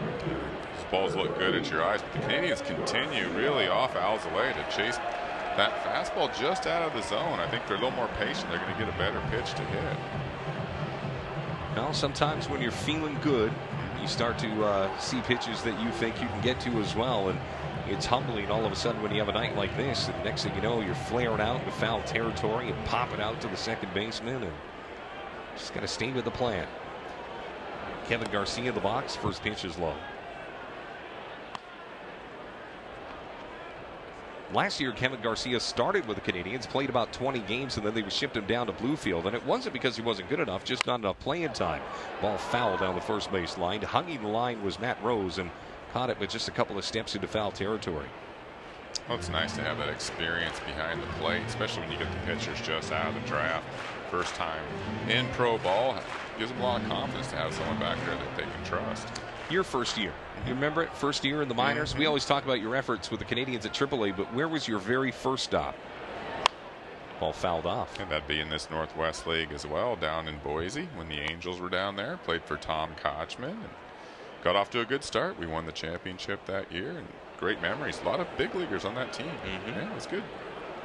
You mentioned Darren Erstad a little bit earlier, talking about a a Nebraska Cornhusker. I remember when Erstad played center field here for the Canadians. He was a terrific player and had a great career in the big leagues. Obviously won a World Series, and now he's the head coach at the University of Nebraska.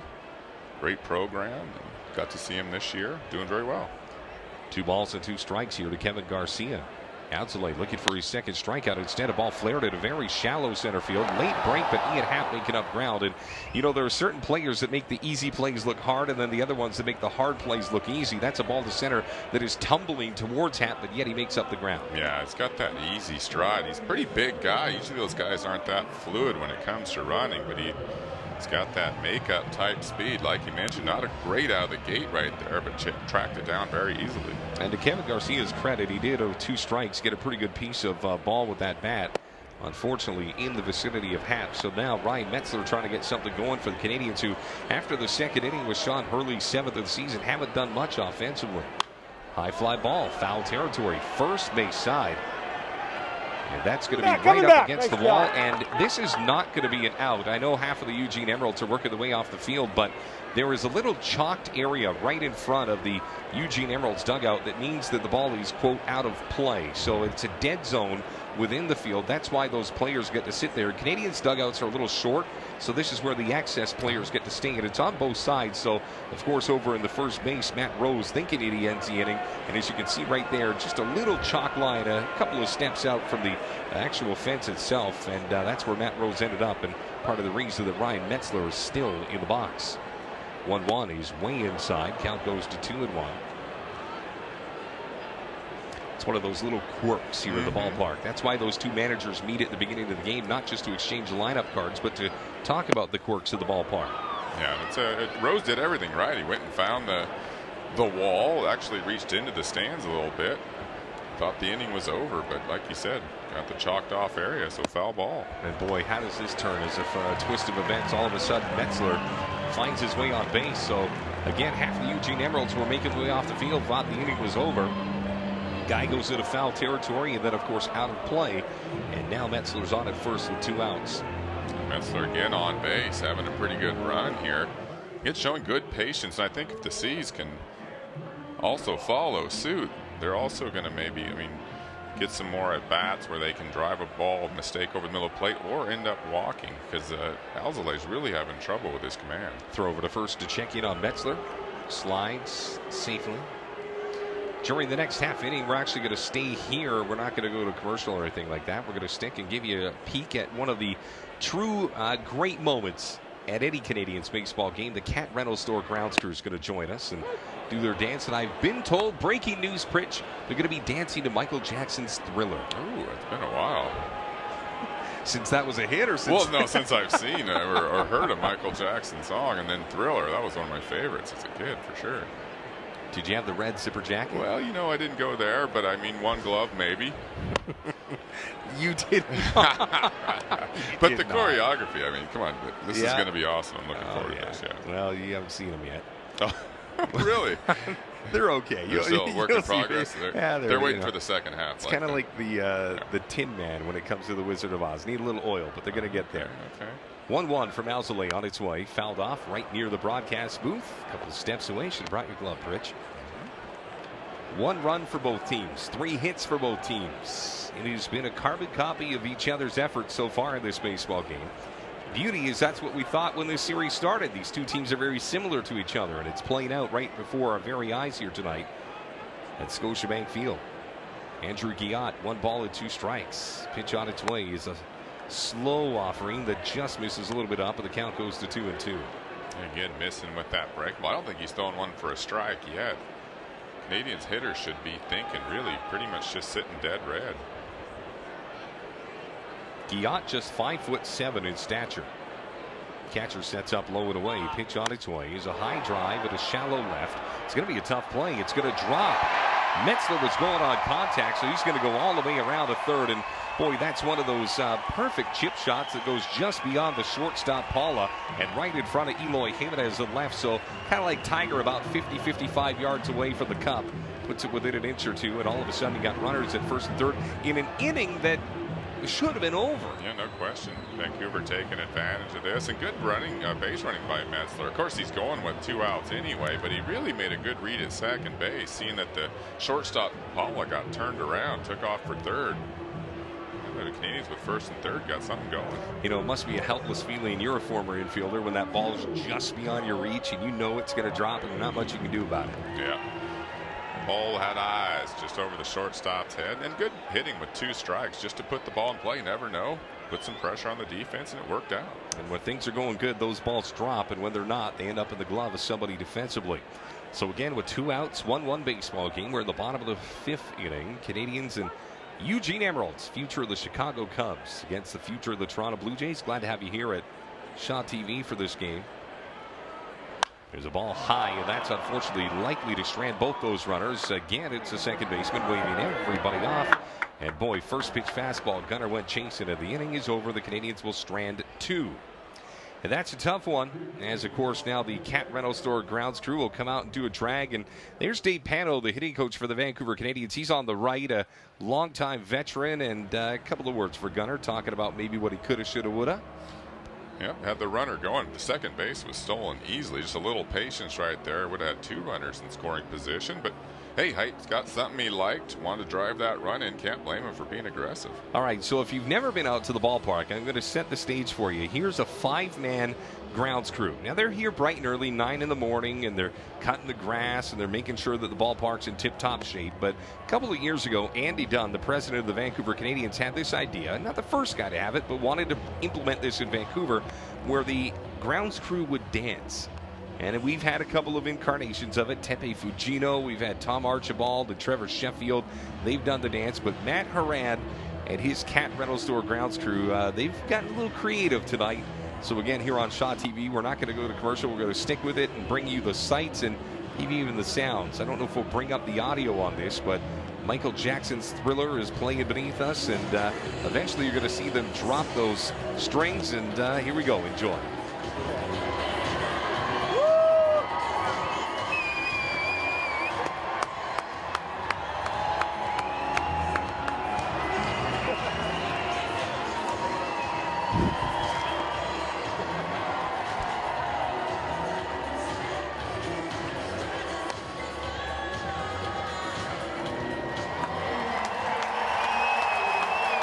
Nicely done.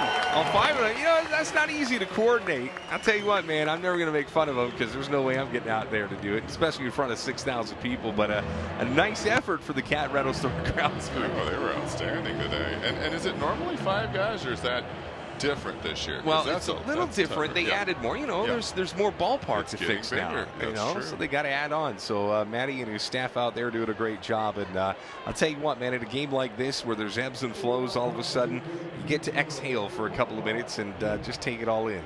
They're the first female, by the way, in the grounds crew. Yeah, she had some really good moves going. She had that head swing going. That look at she had the moonwalk thing as well, yeah.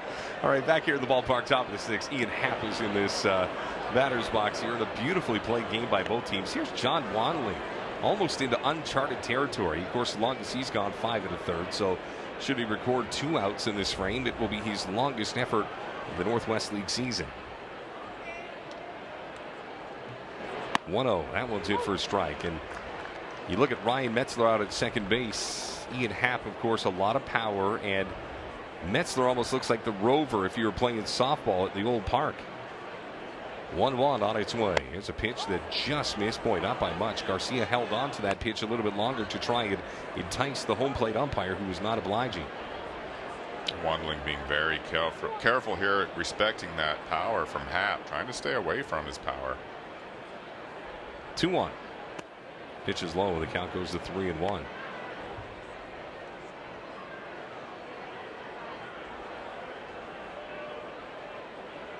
Happ signed for more money than I'll make in a while. First rounder, the Cubs really like what they got. And there's a fastball that's in for a strike. Count goes to 3-2. Over the last couple of years, the Cubs have been very fortunate to go out and get some real blue chip prospects. Of course, the easy one is to say Chris Bryant, but you also look at Alberto Mora and, you know, a couple of guys that, of course, came through Boise, and it's been pretty entertaining. Ball fouled off. No, done a good job, and bats too. It's hard to judge how those bats will play when you get the wood in their hands, and just as they progress to the minor leagues. But they've been pretty fortunate, especially with Bryant. I mean, even though he was that high pick, I don't think they could have imagined him getting there that fast and having this kind of impact. We talked about Ian Happ being drafted by the Toronto Blue Jays before opting elsewhere. Blue Jays also drafted Chris Bryant. There's a pitch on in this, strikeout number 7. And boy, we talk about all the shoulda, coulda, wouldas. Imagine the Blue Jays if they had guys like Happ and now Chris Bryant, of course, at third base. I think they could have used them. But I'll tell you what, it's tough. These kids out of high school, they're really set and going to college, and it's not like the Blue Jays didn't like them. They just, you know, obviously couldn't sign them, didn't want to waste a pick, so you have to wait a little bit. And once these guys get into college, they're that good. They're going to be first rounders. John Wanley with 7 strikeouts in this baseball game tonight as the pitch on its way is chopped out to the third baseman. It is going to stay fair. Long play for Wise. Throw across the diamond. It's going to get away. It'll bounce off the protective meshing in front of the Eugene Emeralds dugout, and that will be a base hit all the way. Carl Wise with a real high degree of difficulty to even get to that baseball, much less make that play. So a 1-out base hit, and all of a sudden the lead run for Eugene is on. Yeah, Wise did everything he could. He came in, charged the ball, good jump right out of the gate, got rid of it quickly, but his momentum kind of took that ball up the first base line. So now 1 out and 1 on. Eugene got their only run of this baseball game in the 4th inning. Canadians got their only run in the 2nd inning. It has been a wonderfully pitched game. You've seen 3 arms so far tonight, and all of them impressive. Wanley to snap throw over to first base. There's Justin Atkinson with those sunglasses just above his black-brimmed baseball cap at the number 25. Atkinson from Surrey, BC. One of 5 Canadian-born players on the roster this year for the Vancouver Canadians, and just back into the roster today, Tom Robson of Ladner. There's a ball fisted at a shallow left field. Burrow got a bit of a late break on it, but makes up the ground, comes down with it for the 2nd out and retreating back to first with no place to go. Frandy De La Rosa. Good job. Good adjustment right there by Burrow, because that ball did look like it was hit a little bit harder. He broke back, but was able to come in and make the play. So this is now officially the longest effort of the season for John Wanley. And this is what the Canadians have needed from a starter this season. That one bulldog, that veteran guy that didn't sign for a lot of money, that can just come and chew you up a whole bunch of innings. Well, they sounded confident, saying he's really built up, and they liked his projection as a starter, and he's not disappointed tonight at all. Fastball in for a strike. Wanley's family listens into most every radio broadcast that we have on TSN Radio. And, of course, the Canadians broadcast the road games at CanadiansBaseball.com. If you've never listened before, you can always log on or tune in. Ball that's kind of skidded out to the shortstop, flipped very quickly to Metzler. The inning is over. So, again, Wanley, just keeping things to a minimal amount of damage, just really nothing against him. And we'll go to the bottom of the 6th at a 1-1 game. But first, let's get you downstairs to Vanessa. Thanks, guys. You can't find a bigger fan than the one sitting next to me. Marge has been watching the Canadians game since the early 60s. Marge, tell us how your interest in this league began. It started when we were university students. We couldn't afford the price of a ticket, so we sat on a blanket up on the hill up in the park. And, of course, the trees were nowhere near as big as they are now. Yeah. And over the years, we graduated to the stands up in Section 1. We were able to afford the Safeway tickets, rows 13 and up. And it really went from there. I was going to say, now you're a volunteer, and the cutest role ever, you actually stitch their uniforms on the side. That's amazing. Well, only if there's a rip or a tear that needs to be tended to straight away. And the hems on the pants pre-season have to be tended to, but I like to help out with the clubhouse manager and do whatever I can for him. Oh, it's people like you that make this league possible, and as we've seen tonight, it's such a great atmosphere. At the end of the day, why do you love coming to Nat Bailey Stadium? Well, the setting, A, you cannot beat it. B, you can't beat the game. C, the social aspect is fabulous. We have so many friends here. And where else, can you... You missed one thing. Cute guys. I'll let you leave it that image in your head. Oh, dear. Oh, dear. All right, thank you so much, Marge, for joining me. My pleasure. Thank you very much. All right, back to you guys. Well, there's Marge, a longtime fan, and yeah, she sewed more than just the players' pants. I can attest to that. First and foremost, Vanessa Ibarra, thank you for a job well done. As we bring you upstairs for the rest of this baseball game, we're now in crunch time. To the bottom of the 6th we go. Vancouver Canadians will look to a guy that sleeps about half an hour from here. Justin Atkinson will lead things off, followed by Sean Hurley and Ryan Hissey.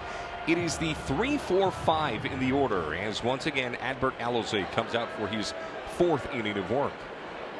Important to get a little something going here, so you have a chance to roll the middle of the order back up again in the 9th. Fastball in for a strike at 90 miles an hour. Still a little bit of velocity there from Alose, who of course followed Ryan Kellogg, the left-hander who went 2 innings tonight. And the count goes to 1-1. Atkinson's you can almost call him a veteran hitter now. He's been in pro ball for a few years. He's knowing that the pitcher's really struggling to throw that off speed for a strike, so he should be sitting on a fastball here. See if he can drive it. Pitch is low. The count goes to 2 balls and 1 strike. Justin Atkinson only played in 1 game against the Eugene Emeralds. It was actually the first game that he arrived back in the Northwest League. It was 1 for 4. High drive at a shallow center field. Sending up under it is Happ, and boy, these two teams just kind of have a stare down at each other. Both offenses are still trying to figure out each pitcher, and it's made for a rather quick baseball game. Yeah, it's been well played too. I mean, when the pitchers have made the ground ball pitch, they've been getting the outs. Been well played. A couple timely hits, I guess, and it's been a heck of a game. I don't know if you heard about this, Pritch. A couple of days ago, the Eastern League had their All-Star game, and of course it was tied through 9 innings. So instead of going into extra innings, they decided there's a ball out to the shortstop off his glove, and boy, Sean Hurley's going to find his way on. Second base hit in 3 trips to the plate, and with 1 out, 1 on. So to finish the story, you know what they did in the Eastern League, and it was the players' decision. They got together and said, let's have a home run derby. So 3 players from each bench came out, and they had 5 pitches each to hit what they could, and that's how they decided the winner. I like it. You don't burn any arms? No, and that's the thing, right? I mean, you bring a certain amount of arms, and it's a cool way to end it. I mean, the fans enjoy a home run contest as well. Absolutely. As you saw that Sean Hurley replay, hit that ball right on the button, and a little too much for the third baseman, Blake Headley, to keep in front of that. So now with 1 on, 1 out, a ball right at the first baseman. Wonderful play, Hurley in no man's land. Not much you can do against that. That's just a stellar play from Matt Rose, looking like a young Dan Cloutier. Holy smokes. Wonderful defense, wonderful pitching. Great game for you today. 1-1. We're going to go to the top of the 7th next, right here on Shaw TV.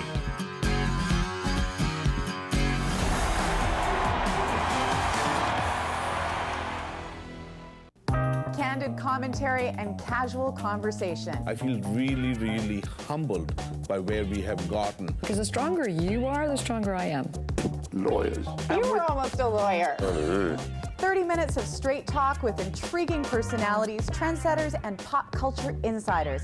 It's eclectic, energetic, and most definitely entertaining. Watch Fiona Forbes every Thursday only on Shaw TV.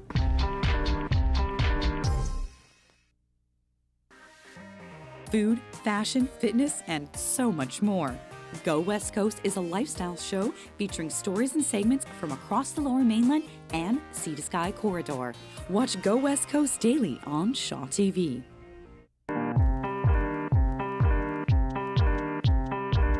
It's where you live. Shaw TV, your local voice.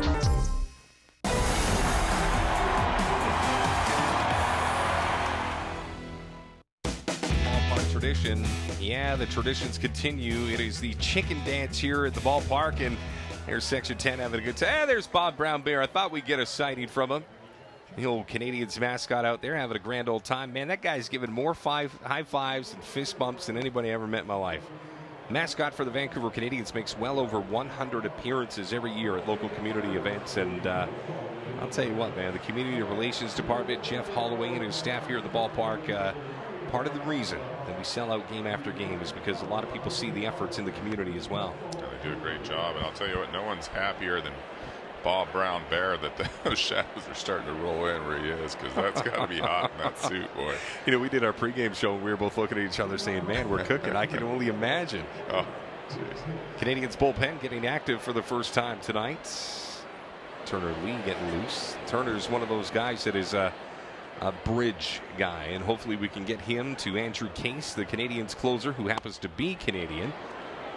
But yet we get a look at John Wanling, uncharted territory, as he is now into his 7th inning of work. He's given up 1 run on 4 hits. He's been fantastic tonight. Swing and a miss. The count goes to 1-1. There's that change up again. Just a little run from that left-handed batter, and that makes it so hard for hitters to time a guy when they've got that, that change-up's in there, because they've got to wait back on it. Makes the fastball that much more effective. Right-hander kicks and fires. Pitch called for a strike. Bit of a delayed effort from the umpire. Sized it up. Took a look at the glove and said, good enough for me. Wanling's just a big dude. Stand beside him, 6'2", 220. And the pitch in the dirt brings the count to 2-2. Again, the numbers on Wanling tonight, 6 innings. He's allowed 4 hits, 1 run. It was earned. He's walked 2, but he has struck out a season-high 7 tonight. And he's really been in control most of the game. Just really one hiccup. Had a couple of pitches that got away from him, but other than that, he's been outstanding. Ball flared foul territory, third base side out towards the new seating area. There's that Hayall porch, or the walkway that leads to it. I'll tell you what, man, if you've never been to the Hayall porch, it is the first time in a long time where you can sit and actually catch yourself a home run ball. And in the bottom right of the screen, I don't know if you can see it right beside the Canadiens bullpen, is the bullpen car. So when the relievers come in, they're actually driven to the mound in that car. That's first-class style right there. It's old school, man. It I is. love it. 2-2 is hit out to the second baseman. Boy, nice play from Metzler. Jettison's over to first. What a play! Somewhere Roberto Alomar's ears are burning as Metzler, the Blue Jays prospect, with a diamond gem right here to keep things moving for Wanling, who acknowledges the efforts from Metzler here. And boy, you look at that replay, and I'll tell you what, there's some guys right now that are sitting there scratching their head saying that should not be in the glove of the first baseman. And boy, nice play. Well, he made it look easy too. A lot of athleticism, jumping off the left, throwing with nothing on the ground. Still got a lot on it. That was an outstanding play. So now 1 out for Adonis Paula. Pitch is low, count goes to 1-0. And as you're grinding, you're into your 7th inning, the arms starting to feel a little, tired and sore, and then your defense stands up for you. That's what makes winning baseball teams. Pitch fouled off. I'll tell you what, it's a lot of fun to play behind a guy like Wanling, because he's throwing a lot of strikes. You're expecting the ball to be put in play, and you're going to see those type of plays being made. Look at that guy. He just got a tattoo like an hour ago, and he caught himself a foul ball. Still have the tape from the fresh ink on his back, and comes up with a Suvi. I wonder what hurt more, getting that tattoo on his back or the sting of the baseball. Look at that guy. So there he is. He's got a souvenir. Loving life. But look at the back. He's got that brand new tattoo. He's got a stinging hand. and probably about 3 hours worth of work there. That's a lot. That wrapper's coming out both sides too. That thing, that's a big tattoo, man. I'll tell you what, he's got 2 stories to tell tomorrow. 2 balls and 2 strikes here. Adonis in the box, 0 for 2 tonight, and swings gingerly at a pitch, and that is strikeout number 8 for Wandling. And I'll tell you what, somebody's going to have to do something pretty special for us not to name him at least in consideration for player of the game. Yeah, no question. Again, Paulie got him to chase that breaking ball away, and that's only set up because he's been pounding that fastball in. Got him on his heels. Very good pitch. You know, you always think of first-round prospects, blue chippers, guys that are, of course, going to make their way towards the major leagues. You look at John Wandling tonight, signed as a non-drafted free agent, a guy that's going to take the long road if he's going to get to the major leagues, but tonight looks every bit the part. Well, yeah, you can see, I mean, the fastball is not overpowering 87. He'll touch 90, maybe 91, but breaking ball not real sharp, but he's able to put it in the right place, and he mixes speeds. He's throwing a lot of strikes. Oh, one who swung on and missed. Cavante Mitchell in this game, 1 for 2, struck out back in the 5th inning swinging, and now all of a sudden steps out of the box and makes a couple of Garcia Parra-like adjustments to his batting gloves before stepping in. Wonder what he must be thinking. I know what John Wanley's thinking. Get through the 7th. I doubt we'll see him for the 8th, but boy, what an effort. The 0-2 is chopped down the third base line, but it's going to go foul. See that late evening sunshine here at the ballpark as it kisses the face of Carl Weiss, who has to put his hat down to keep that sun out of his eyes. It's got to be tough looking over there and just seeing a hazy Justin Atkinson at first base. Just a pristine night for baseball. Man, I'll tell you what, you can put me anywhere in North America. I'll put this vantage point and this venue up against them all. Swing and a miss, got him. That is strikeout number 9 for Wandling. A little bit of a baby fist pump from Wandling. He knows his night's likely done. What an effort. So 9 strikeouts for Wandling. We're going to stay right here at the ballpark. You want to talk traditions. We can talk sushi. We can talk chicken dances and whatever. We're going to get everybody up out of their seats in just a couple of seconds. It is time for one of baseball's true traditions. The 7th inning stretch here at the ballpark as we get 6,013 fans slowly out of their seats. Some of them probably sitting there like those guys talking about John Wandling. She's like, yeah, he's got 9 strikeouts. He's like, 9, add him at 8. There's that guy bringing his kid down. And then, of course, it's a YBR Friday. Look at that kid. You tell me that's not the highlight of his week right there? Some cool shades, man. That's right.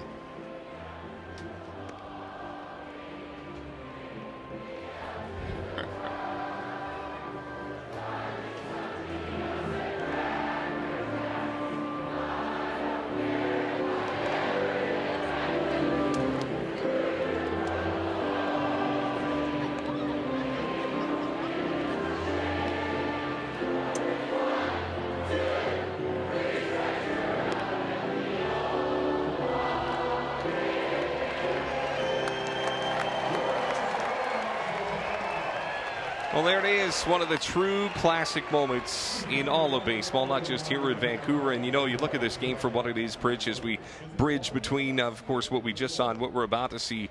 John Wandling, for my money, one of the stories. We saw a little pop from, of course, Sean Hurley in this game, but the Canadians' offense not on all cylinders. You needed this kind of performance. No, and you're playing a team that's vying for first place right now, and he's really held them in check. It's only been...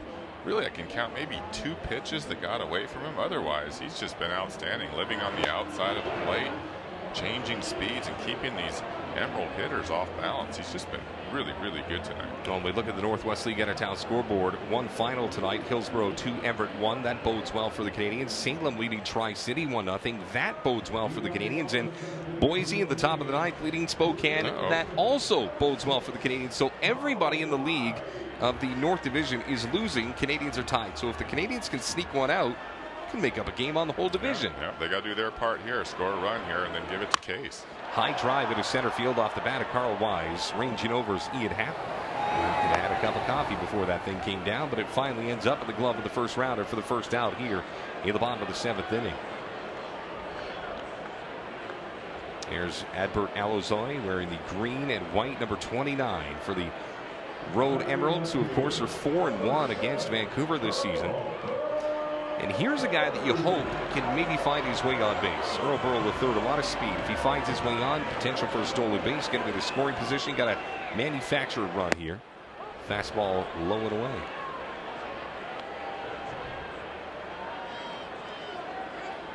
Eugene a run on 4 hits. Canadians a run on 5. Ball chopped right up the middle. This is going to be a tough play for De La Rosa. All in one motion. Short hops the first baseman, but boy, what a pick from Rose. Nice job of Rose staying through. That wasn't easy. That was one of those in-between hops. Got those long legs, able to use his stretch to help him out a little bit and scooped it easily. I always wonder how many efforts, and you're a former first baseman, Pritch, how many hours do you put on just scooping balls out of the dirt? You'd be surprised because it's hard to emulate a throw that's coming over there. A lot of times they'll hit fungos. It's not the same. It's mainly just getting a feel for leaving your head down there, not really trying to come up on the ball, but just staying low and trying to pick it. It's more natural than you think. Kevin Garcia steps into the box, not known as a power threat, but a guy who maybe could be a catalyst to a bit of a two-out rally here. Pitches low, the count goes to 1-0. Bullpen activity is very gingerly getting started for Eugene. There's a couple of guys just kind of rumbling around, no real threat, and there's a ball hit to center. Ian Happ with a good jump on it will come down with it, and we have played 7. We're going to go to the 8th after this. We'll take a break as you listen to live coverage of Vancouver Canadians baseball. You're watching it too right here on Shaw TV.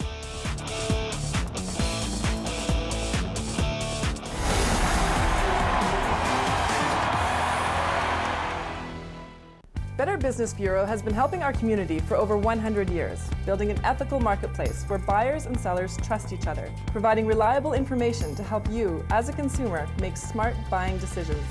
BBB accredited businesses have been screened and are monitored for good business practices. These businesses help us provide you with BBB business reviews, customer reviews, dispute resolution, and fraud awareness. Start with trust. Find out more at bbb.org. If it's happening in your neighborhood, you'll see it here on Go West Coast. From Lillooet to Hope and everywhere in between, we'll introduce you to the people who light up your community. Watch Go West Coast daily on Shaw TV.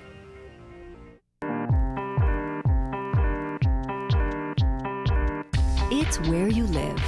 Shaw TV, your local voice.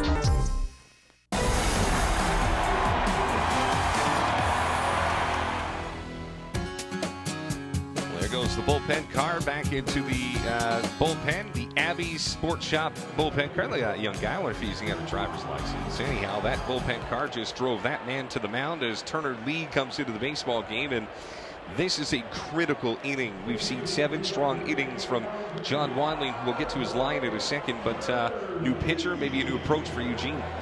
Yeah, you got the lefty. Now they've seen a righty for 7 straight innings. They bring in the lefty. Lee. He's a fastball slider guy. Been pitching very well of late, according to the pitching coach for the Vancouver Canadians, and hopefully he can hold them.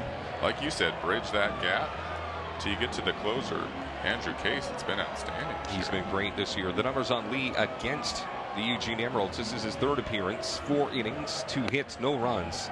Struck out 3 and hasn't walked a soul as well.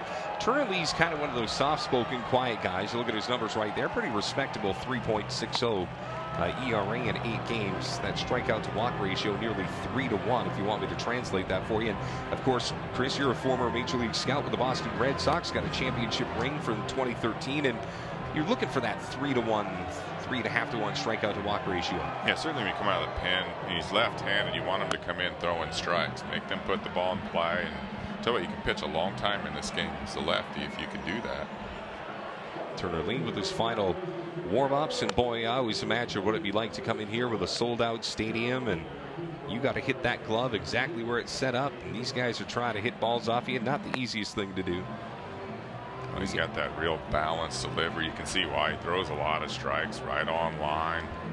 Real good body control. So, you know, that's the kind of thing and formula that it really translates to throwing a lot of strikes. Well, bullpens right now idle for the Vancouver Canadians. There is a right-hander warming up down the first base line, although he's just having a quick conversation with one of his buddies. As again, Donnie DeWeese steps into the box. So top of the order for the Emeralds, Donnie DeWeese, Frandy De La Rosa, and Ian Happ. There's still some big bats the Canadians are going to have to get through if they're going to get this one into the win column. As Lee, the left-hander, kicks and fires. Ball fouled off. Count goes to 0-1.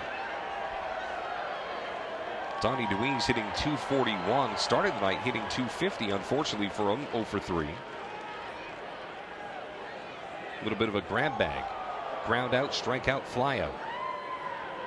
Infield playing back. As Lee kicks and fires. Another pitch fouled off. Count very quickly goes to 0-2.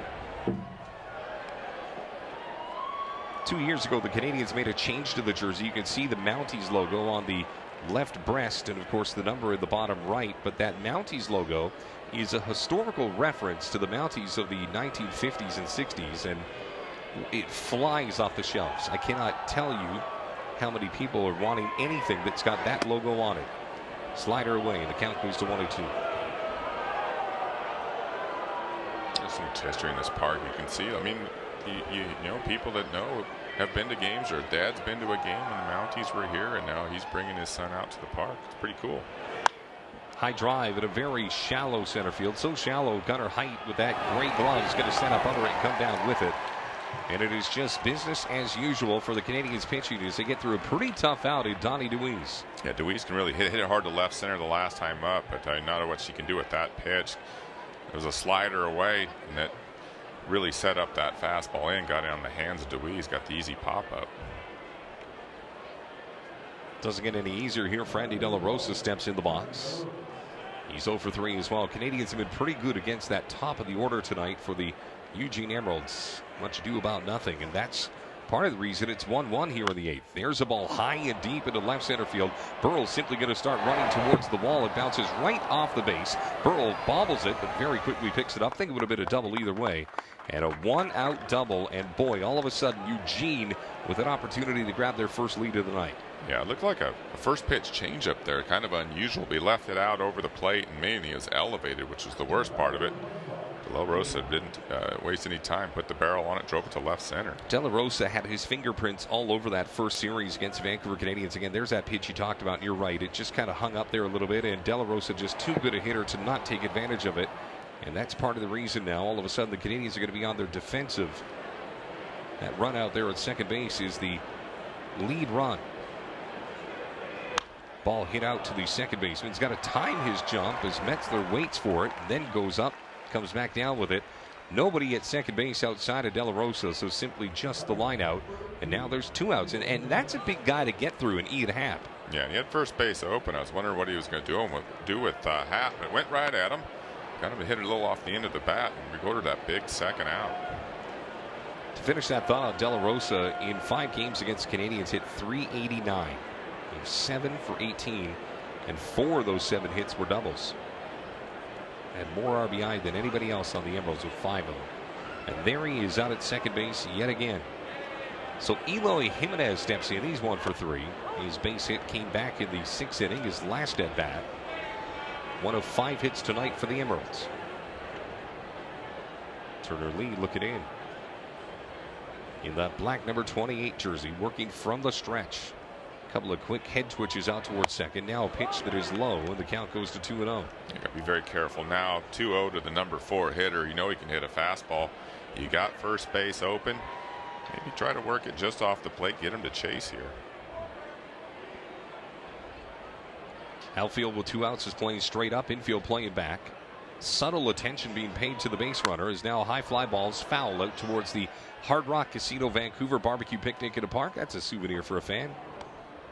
A couple of kids there realizing they could add a souvenir if they were paying a little more attention. You got to stay focused out there, boys.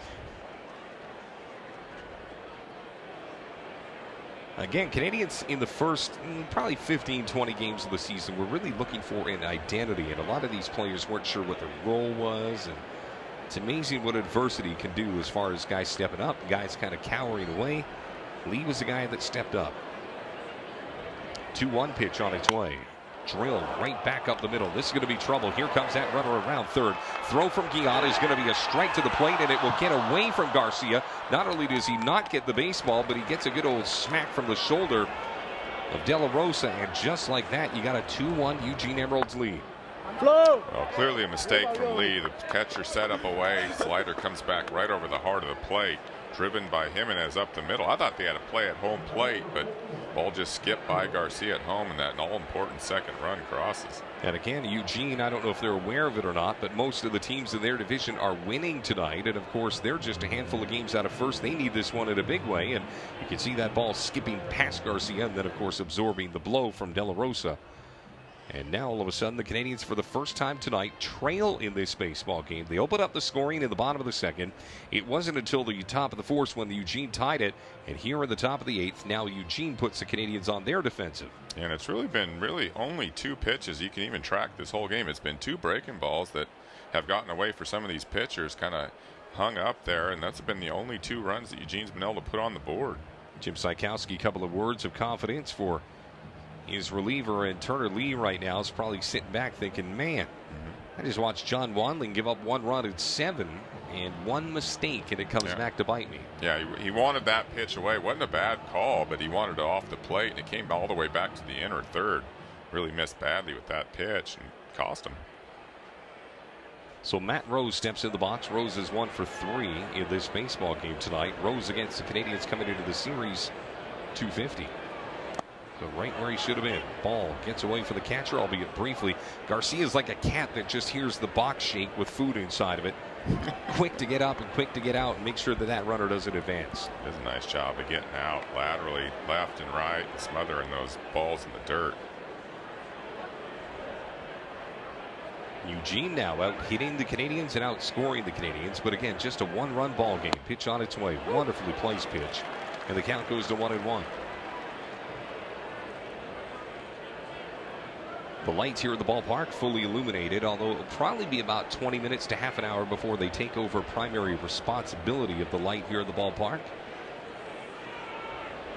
Curveball, that one in for a strike as well. Beautifully placed pitch. Tough to get hurt on that side of the plate. The count goes to 1-2. And good for him going right back to that pitch. Not afraid to try it again, even though that's the one that got hit back up the middle. And these last 2 have been perfectly placed on the outer third. Lee shook off a sign from Garcia and now offers up a pitch. There's the ball hit to the third baseman. Nice play. Wise across the diamond, off the bag a little bit, but Atkinson with some fancy footwork to make sure that the inning is over. So it is an RBI single up the middle that ends up scoring the 2nd run of this baseball game for Eugene. And for the first time, the Canadians trail. We go to the bottom of the 8th next here on Shaw TV.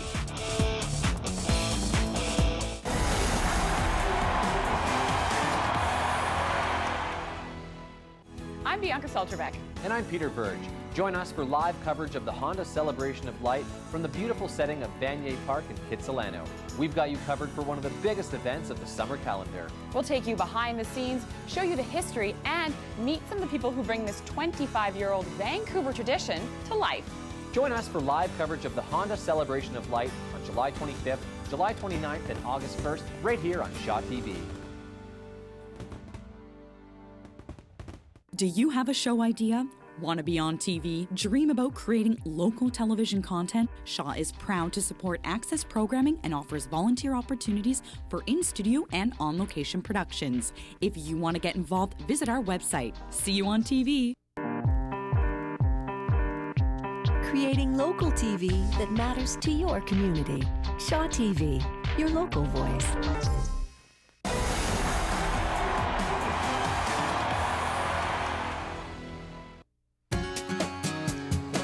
Well, here's how it happened tonight. Canadians open the scoring in the bottom of the second. Sean Hurley with his 7th home run of the season. And boy, Canadians looked real good early. John Wanley was great until the 4th. He finally gives up the first run of the baseball game. Chugging around. There's the first rounder of the Chicago Cubs. Ian Happ slides safely. Burrell's throw was way off the mark. And then just seconds ago, Eloy Jimenez with the ball back up the middle. It cashed in Frandy De La Rosa. And boy, tell you what, the ball missed the mark. And Kevin Garcia absorbing a little bit of a blow in the process, and that's how we get to 2-1. And now the Canadians 6 outs away from a defeat unless they can find some late inning magic in a ballpark that's got nearly 65 years of it. But the Canadians will not have it easy as the bullpen is summoned once again for the Eugene Emeralds. And I'll tell you what, the one thing that Eugene has, and Gary Van Tol in particular, has an embarrassment of riches when it comes to hard-throwing right-handers out of the bullpen right now. So we'll see how the Canadians will fare against Jae-Hoon Ha of Korean descent. And we've seen Ha one time this season, and he's got a wicked piece of business when it comes to the slider. Yeah, good guy to have late in the game. He's got AAA experience. He knows how to pitch, and he's shown a pretty fast arm in warm-ups here. So, of course, Jae-Hoon Ha in 11 1/3 has struck out 16 and walked 5. An ERA of 2.38 means he's not perfect, but in this moment right now, the Eugene Emeralds are hoping that he is. As right now, as we look at the out-of-town scoreboard, the news not good for anybody in the South Division, as it seems like everybody in the South is closing out on a victory. The only team that's fighting back that has some teeth in the North, Spokane, they trailed Boise 3-1 in the ninth, and they have tied it up at 3. But one final tonight. Hillsboro, the future of the Arizona Diamondbacks, getting past the Everett Aqua Sox, who all of a sudden have lost 4 in a row now. To put that into perspective, in the bottom of the 5th right now, Salem leading Tri-City. If the Dust Devils win tonight, the Everett Aqua Sox are no longer in sole possession of first. Yeah, and they'll start squeezing that ball a little bit tighter. Yeah, just a few days ago, they were just kind of cruising in on this first half, and all of a sudden they're finding themselves in a little bit of a dogfight. They're going to have to play well this last week. A week ago, they were at a 4-game lead on everybody. And right now, on the verge of having some company shoulder to shoulder with them with 8 games remaining. Well, let's not discard the Vancouver Canadians. There's Ryan Metzler speaking at 8 here in the bottom of 8. Number 8 steps into the box. Out of Glen Burdy, Maryland. He wears that number, and obviously anybody from Maryland wears it because Cal Ripken, of course, played with the Baltimore Orioles. Metzler this game 1 for 1 with a walk. Fastball up in the zone.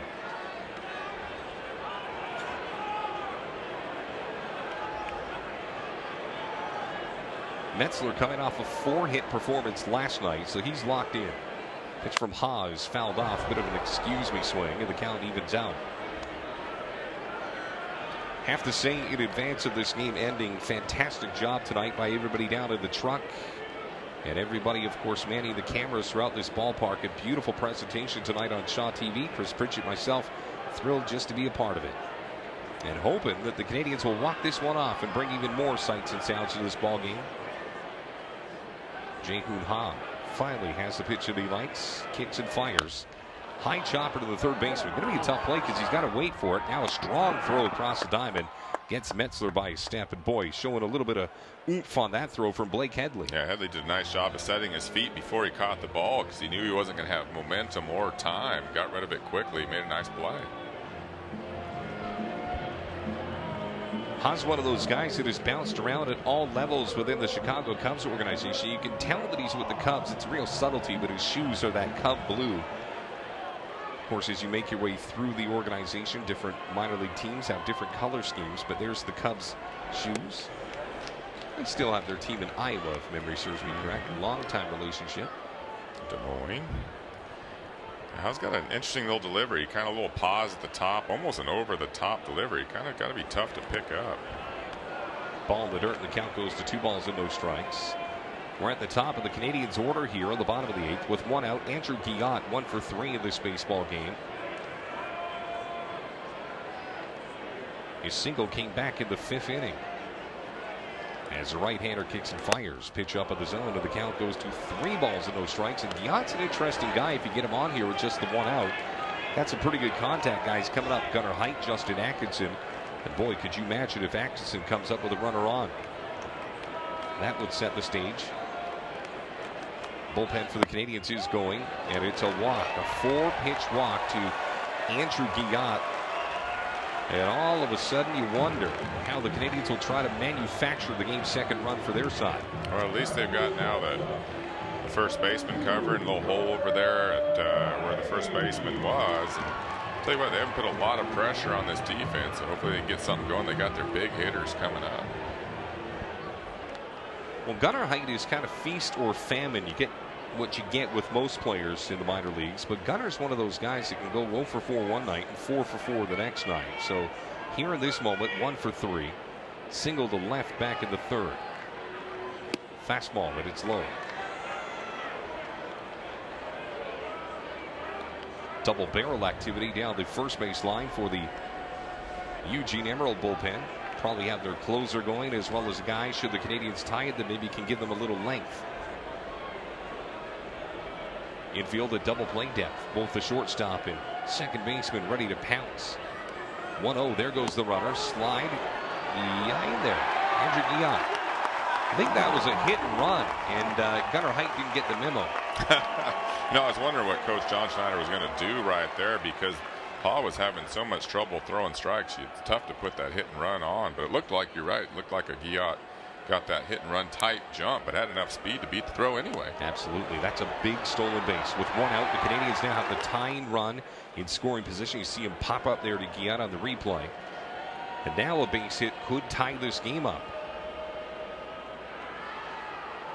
2 balls and no strike. Pitch on its way. That is 7 straight offerings that have missed the plate as a murder of crows flies above the ballpark here at Napier League Stadium. Boy, I learned that the hard. Pat Carl, the old scorekeeper at the ballpark, used to always say, Rob, it's not a flock of crows, it's a murder. And there they go. They're out towards the burbs. One guy's lost. He'll find his way. Let's see if Hawk can find his way right here. As the 3-0 offering is a pitch that just caught the outside corner. And the count goes to 3 away. A couple of guys trailing the rest of the pack there up in the sky. Well, Haight's got to be looking for one pitch in one place right now because Paul's having so much trouble finding the zone, but you still don't want to lose your aggressiveness here. This is a chance to tie the game if he gets something he can handle. And also, he's got to remember, Haas only found the strike zone once in 8 pitches, and there's the ball called for a strike. Haight tried to sell it like it was inside. Pretty good pitch, actually. Count goes to 3-2. Right on the black, maybe a little bit in. Not something Haight was looking for. He might have been looking out over the plate, something he could drive back up the middle. Again, Eugene Emeralds right now 5 outs away from a victory, but the margin for error is not very wide. Canadians with the tying run out at second base. The lead run is in the box here. Gunnar Haight. Don't want to sell him short. A little pop in his bat as well. 3-2 is a ball that's laced into left. Question is, are they going to try and score? They're going to hold that runner up at third. They're going to induce the throw. Throw back over to first, and just back in the nick of time is Haight. And boy, pretty good seeing-eye single for Haight, and it was a good decision by John Schneider to hold the runner.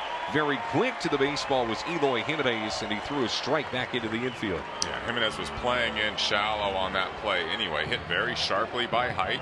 And I agree with you, Rob. Great decision by Schneider right there. You got your number 3 hitter coming up, first and third. Got to like your chances to still push this run across.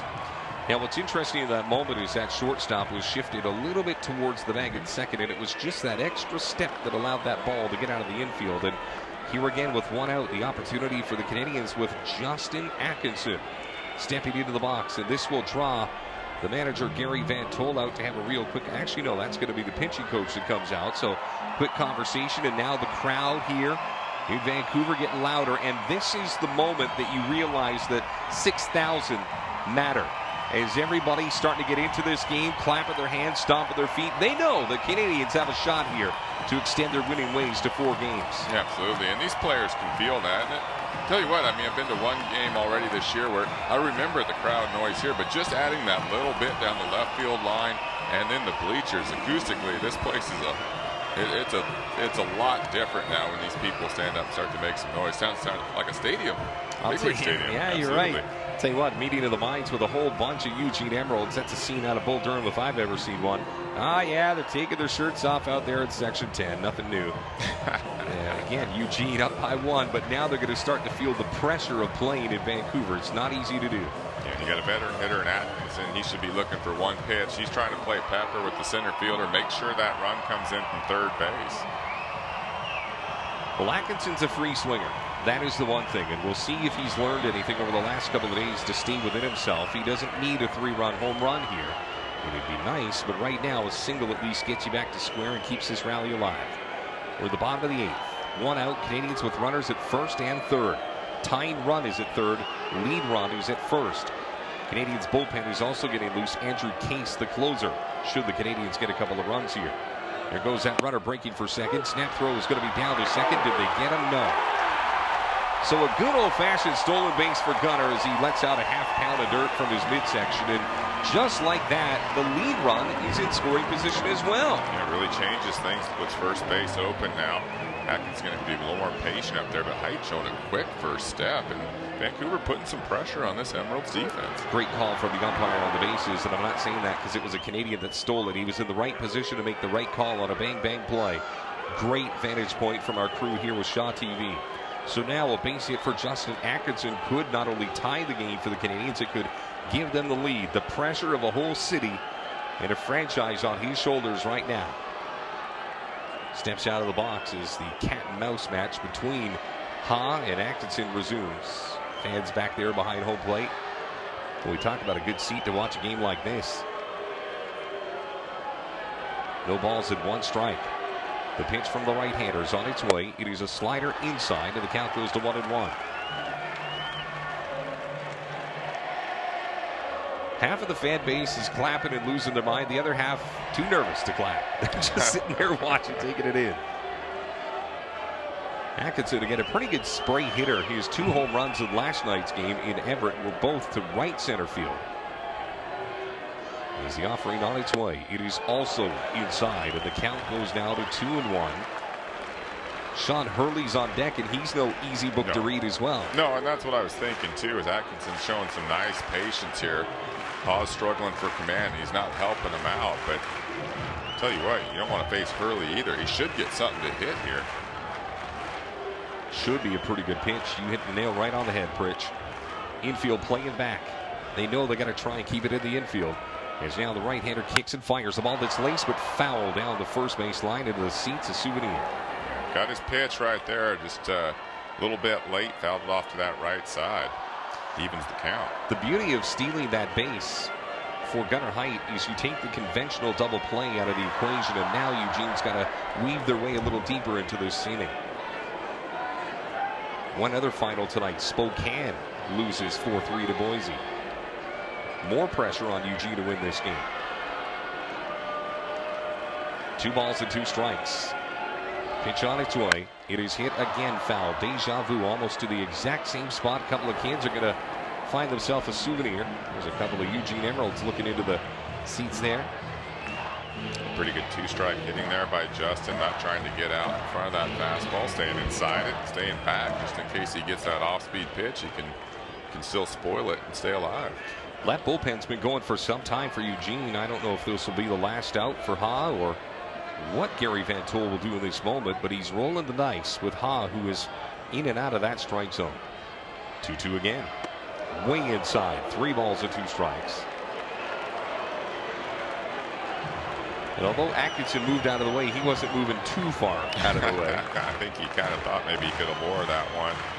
But he wants to drive these runs in, I think, first and foremost. He should get something, like you said, with Hurley on deck. Might get an opportunity here to drive in, too.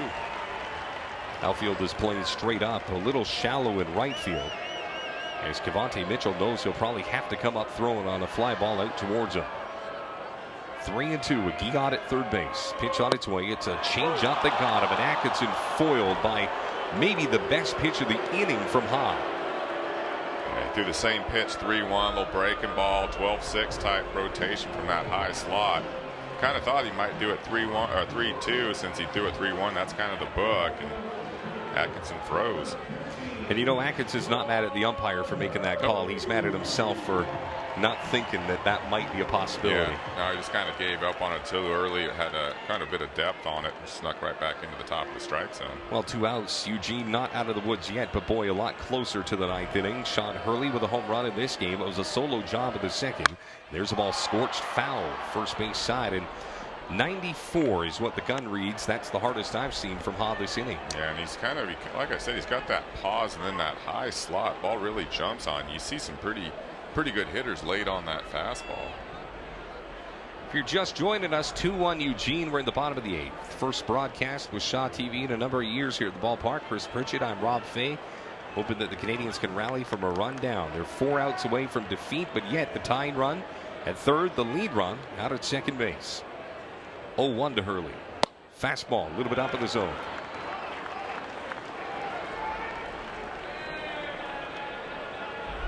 Hurley in the black number 15. His family watching back, of course, in the U.S.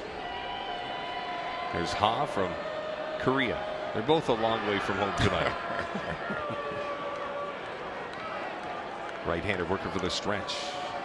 Put himself in a problem now, trying to get himself out of it. That's not going to help. Pitch up in the zone. The catcher very quickly pops out as Alberto Manillo, the Venezuelan, comes out to talk with the South Korean. So, tell you what, this is an international game, that's for sure.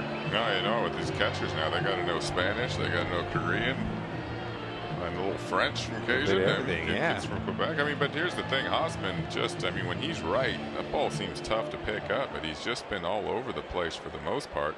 And that gives these hitters a chance to time that thing. Hurley seems to be seeing it pretty good. 2 for 3 tonight. A big fly in the second, a single, a sharply hit single in the 6th inning. Boy, we could use one more. Is that too much to ask from Sean Hurley tonight? Pitch on its way. Swing and a miss. Boy, he was going for the job there. 92 right at the letters. Yeah, clearly was ball 3, but it looks good up there. Can't blame him for wanting to do some damage. He's seeing the ball well. He's already hit one out of the park. Maybe a little too aggressive back there, but that's what you want from your cleanup hitter. Absolutely. Canadians had runners at second and third with one out. Atkinson struck out, and these are the guys that you want in these moments. Right in the middle of the order for the Canadians. 2-2 from Ha on his way. Slider up in the zone, and the count, pardon me, fastball, and the count goes to 3-2. Interesting here, 3-2 base is loaded, but a lefty and Hissey on deck that's hit the ball hard twice tonight, so I don't think they want that matchup. I think they go right at Hurley here. Well, they're going to have to, and Hurley knows it because Hissey in last night's game down at Everett, much the same. He hit the ball right on the button, and those are going to start to drop for the catcher for the Canadians. But the stage right now is that man's right there, Sean Hurley in the black, red, and white. The payoff pitch on its way, and it got him. Boy, oh boy, that curveball is lethal, and they got the big guys out. So we go to the 9th. The Canadians still trail by a score 2-1. They left the tying run at third, the lead run at second, and now the Canadians going to need some magic in the 9th. We'll be back in a second. Look at that curveball, nasty piece of business, and Hurley, well, too good to pass up on. 2-1 Eugene. We'll see you in the 9th right here on Shaw TV.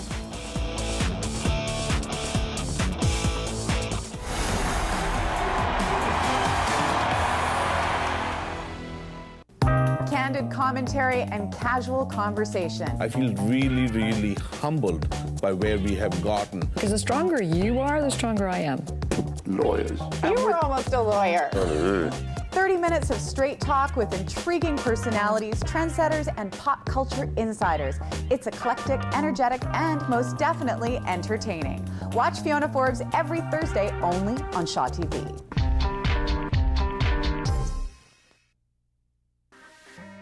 Food, fashion, fitness, and so much more. Go West Coast is a lifestyle show featuring stories and segments from across the Lower Mainland and Sea to Sky Corridor. Watch Go West Coast daily on Shaw TV.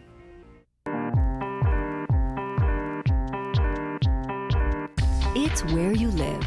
Shaw TV, your local voice.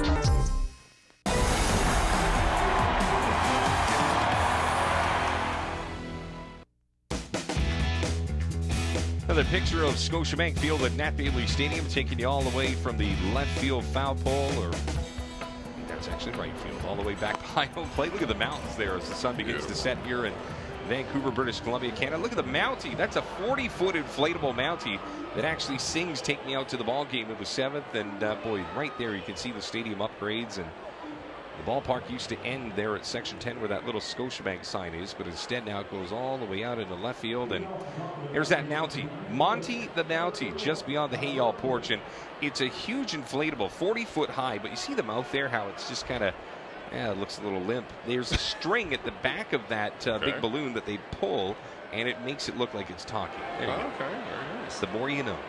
Who named him? That was actually a contest. Oh, They had okay. a bunch of fans. It rolls off the tongue. I guess so, yeah. I had a couple of different names, but they all finished second. Alberto Menillo hitting 120 this Northwest League season. Is Lee out for his second inning? Ball chopped out to Atkinson, the first baseman. He's going to throw it over to Lee. Nice play. Boy, those timing plays over on the right side of the infield always dazzle me. First down of the inning, but again, Atkinson far off the bag, and you're really going to learn something about the Canadians and their resiliency here. They set the stage, but they puncture their tire before they can get that wagon across, and now they've got to get that energy up again. Yeah, they're threatening, and they still have the bottom of the 9th coming up. Lee's just trying to keep this game intact, keep it a one-run ball game so they can play for that one. Are completely different when you start looking at 2- and 3-run deficits. 1 run, you get a runner on, you bunt them over, they're in scoring position. You can see Gary Van Tol in the third base coaching box, looking at his lineup card, seeing who's available.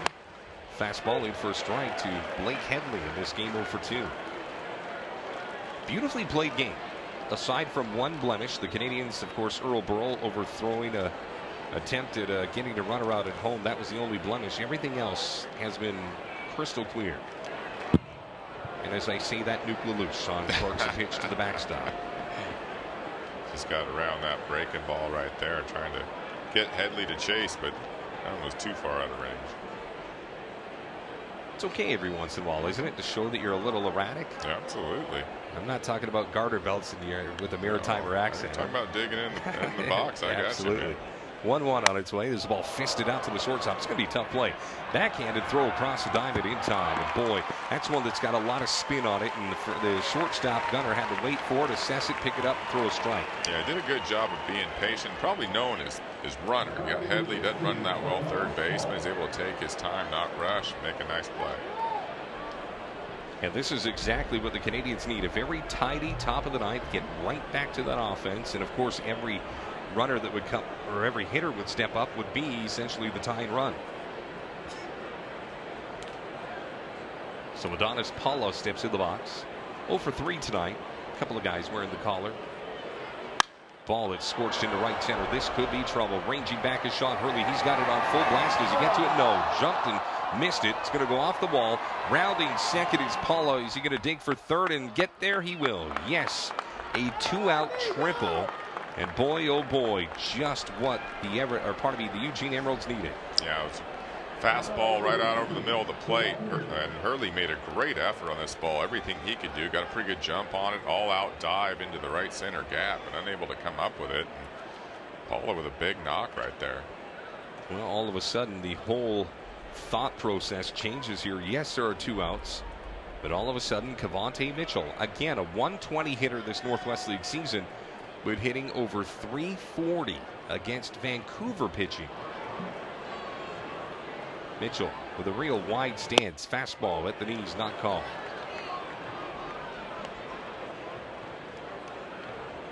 Fans here understand how big that run is at third, and right now Garcia, the catcher, does as well. Cannot let one get past him here. You know Paula would love to pounce from third. Ball fouled off, count to 1-1. Well, Mitchell's proved he can get on that fastball. Again, batting ninth in the order, but showing that tendency to chase out of the zone. Now, Deweese is on deck. Probably a better hitter, but he is left-handed, which gives the advantage to the left-handed pitcher. Let's see how he chooses to pitch to Mitchell here. 1-1. Now on its way. Slider just caught the outside corner. Beautifully placed pitch. Turner Lee has been real good for the Vancouver Canadians. Lee, one of those guys. Look at this twisting. Just caught the paint. Nice job from Kevin Garcia, the catcher, as well, to hold it there to try and intrigue the umpire. 1-2. Is the ball laced just past the third baseman. That's going to allow that run to score. And boy, that's a tough ask of anybody at the hot corner. And Wise did the best he could to keep it in the infield, but it rolls up his forearm and makes its way to shallow left.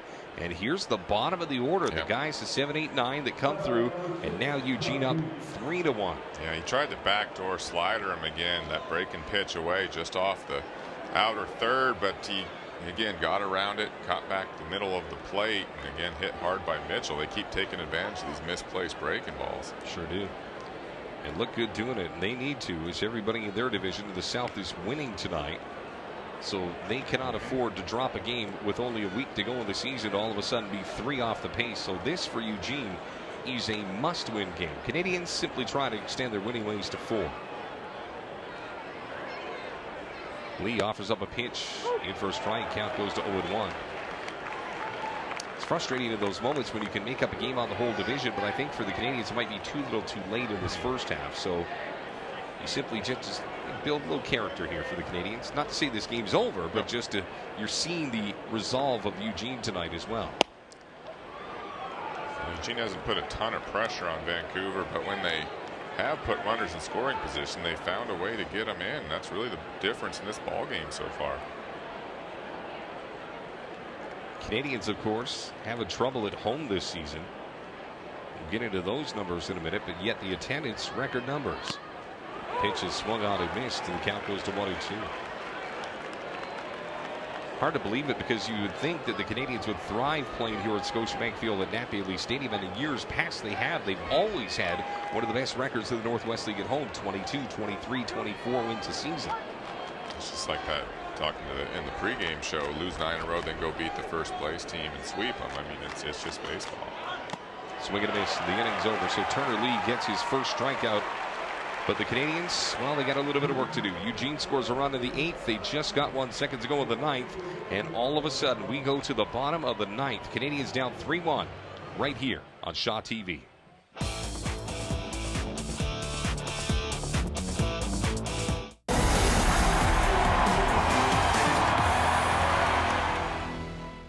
Better Business Bureau has been helping our community for over 100 years, building an ethical marketplace where buyers and sellers trust each other, providing reliable information to help you, as a consumer, make smart buying decisions. BBB accredited businesses have been screened and are monitored for good business practices. These businesses help us provide you with BBB business reviews, customer reviews, dispute resolution, and fraud awareness. Start with trust. Find out more at bbb.org. If it's happening in your neighborhood, you'll see it here on Go West Coast. From Lillooet to Hope and everywhere in between, we'll introduce you to the people who light up your community. Watch Go West Coast daily on Shaw TV.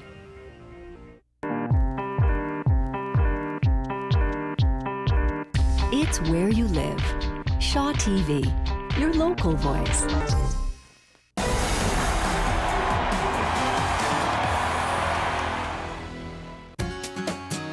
Bottom of the 9th we go. This is just the first of 8 games for the Vancouver Canadians. This is game number 1. Yeah, we're going to be here all week trying the veal.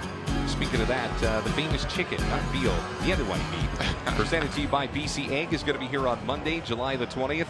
Famous chicken. He's been doing it for more than 40 years. Look at that, a poncho giveaway to the first 1,000 fans. Presented by BC Egg. There are sparse tickets, but still tickets available at CanadiansBaseball.com. And then Wednesday, July the 22nd, one of our great events, the Scotiabank Bright Future Nooner. And this one will benefit the Big Sisters of Lower Mainland BC. That, of course, presented to you, as always, by Scotiabank. And then we keep things going, man. Friday, July the 24th, another Bright Future Nooner. This one's going to support the Big Brothers of Greater Vancouver. And again, brought to you by Scotiabank. So if you want tickets to any of these games, look at the screen at the bottom, 604-872-5232. We're online at CanadiansBaseball.com. Let's get you to the bottom of the 9th. Canadians down by 2. Ji-Hoon Ha out for his second inning. It worked so nice, they're going to roll it twice. I didn't think he was perfect. I thought he was a little erratic, but at the same time, here he is to try and lock it down. He was able to make pitches when he had to in that last inning. Maybe that gave him some confidence going into the 9th. Absolutely. Gary Ventol still has his bullpen at the ready. Eugene Emeralds looking for their 16th victory of the season. They're one game above 500 coming into this series. Hard to believe the Canadian struggles here at home. 1-0. Here's a curveball that missed, and the count goes to 2-0. And for my money, Pritch, I would have gone to the bullpen. I just think there were too many. There was a 4-pitch walk in there. There was a battle lost, and just the margin for error in this game, maybe up by 2 is a little more, but I don't know if I want to dance with the Devils here in Vancouver. He certainly made it tough on himself last inning, and no one's really resting that bullpen. They're all standing up on alert 5. Right there at the knees. Count goes to 2-1 to Ryan Hissey. 0-for-3 in this baseball game tonight. Haas struck out 2 of the 3 outs that he recorded in the 8th inning. 2-1 with a half-hearted swing, and the count goes to 2-2. There's that slider again. It's got late, hard break. It's frozen some Canadians hitters already, and right there, swinging right over the top of it.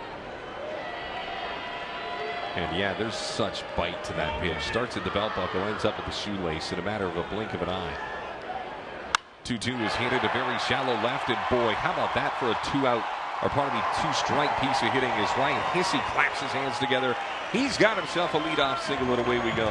Nice job. That one had a little more height on it. He's able to catch a little bit of hang on it. Did a real nice job not trying to pull it. Kind of stayed with it. Drove it to left center, which is good 2-strike hitting, and the Canadians got something going. Well, there's J.C. Cardenas out of Barrie University. He's a high-end blue-chip prospect for the Blue Jays, and had the night off earlier. Then all of a sudden with Ryan Hissey, the catcher grabbing that single, obviously a speed upgrade. So J.C. Cardenas comes into the baseball game for the Vancouver Canadians. The leadoff guy is on it. Boy, I'll tell you what, that run that Eugene got at the top of the ninth is just such a heavy weight for the Canadians to bear. Such a different thing, playing for 2 runs rather than 1. It would normally be moving him over via the bunt, but you need that extra base runner, so they've got to get somebody else on, try to keep the momentum going. Well, it's that bottom of the order that did it for the Emeralds. Now the Canadians inching towards the bottom half as Carl Wise 0 for 3. A couple of flyouts and a pop out to the third baseman. That's his resume for tonight. And Wise has got deceiving power. You look at his numbers so far for the Canadians and it's not there, but tell you what, man, and I know that there's practice All-Americans and batting practice All-Americans, but I see this guy every day hitting balls off of light towers and whatnot, and just got to find a way to have that translate into a game. 1-0. He's in the dirt. Get away for the catcher. That's going to allow Cardenas to hop out to second base. And now Cardenas in scoring position. Nobody out here in the bottom of the ninth. And again, if this game inches closer and draws tighter, this fan base, who have all stayed to watch this game, are going to become a real factor tonight. We'll see what they choose to give Wise the green light. 2-0.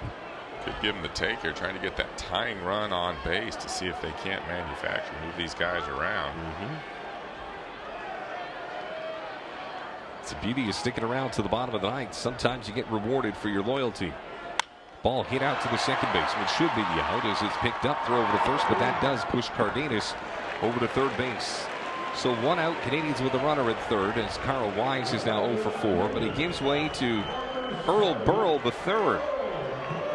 Looked like a fastball. Looked like ball 3 to me. Let's look at the replay if we can. We're playing it back. Yeah, ball really far in, but probably tried to do a little too much with it right there. And Pritch, you were just talking about it seconds ago. That was a ball that was just fisted, and yeah, that's a pitch maybe you lay off, but at least it's a productive out of the fact that it pushes Cardenas to become the second run of this baseball game for Vancouver. Slider a little bit low. .233 hitter for Earl Burrell. He's 0 for 3 tonight. Couple of ground outs and a pop up to the second baseman. He has not gotten the ball out of the infield yet tonight. Hasn't been able to take advantage of that speed. Ball low. 2 balls and no strikes. Well, look at a good pitch right there. But apparently in off the plate. Burrell, good job laying off it.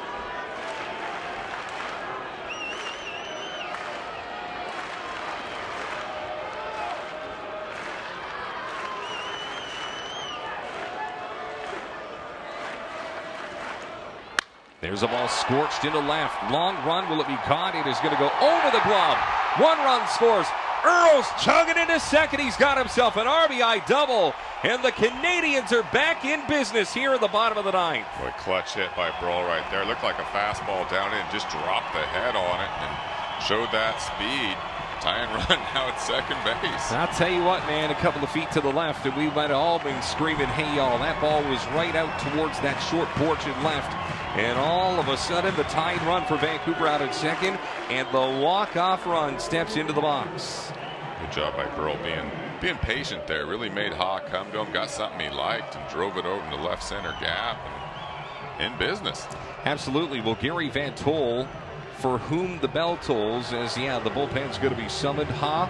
Sees his night come to an end, and boy, they dance with the devil. The Canadians get their shot, as it is the bottom of Vancouver's order who's doing the damage. So we will see who is pitcher number 4 tonight for the Eugene Emeralds. And the one thing that you can say is, remember, Pritch, I was telling you about this fan base? They are about to become a part of this baseball game. Louder and louder with every moment here at the bottom of the ninth.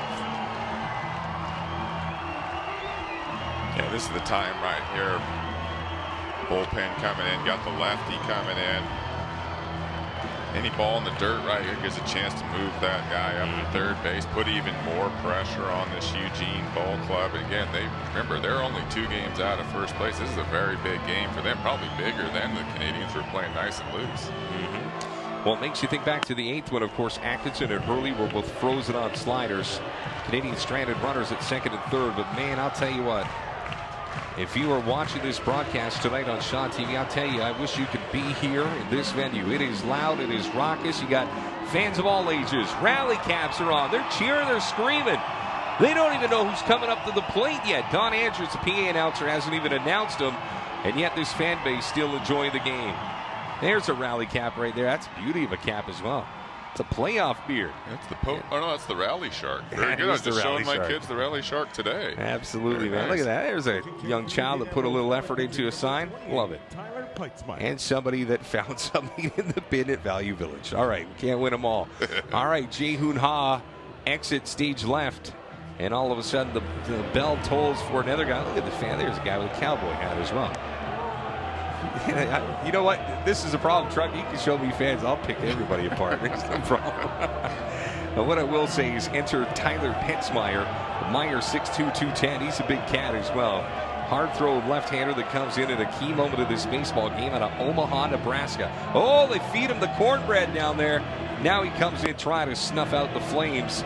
And right now, all of a sudden, the Canadians all of a sudden thinking maybe, just maybe.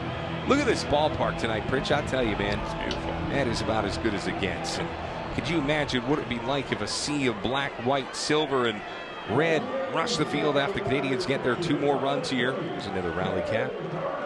There's a guy a little pressure on his shoulders. So Tyler Petzmeyer comes into this. Only his second appearance in 2015. Pitched 1 inning, struck out 1, hit 1. Yeah, big guy, kind of throws from the first base side of the rubber. He steps across his body. But Garcia switcher able to switch over from the right side, kind of neutralize that effect.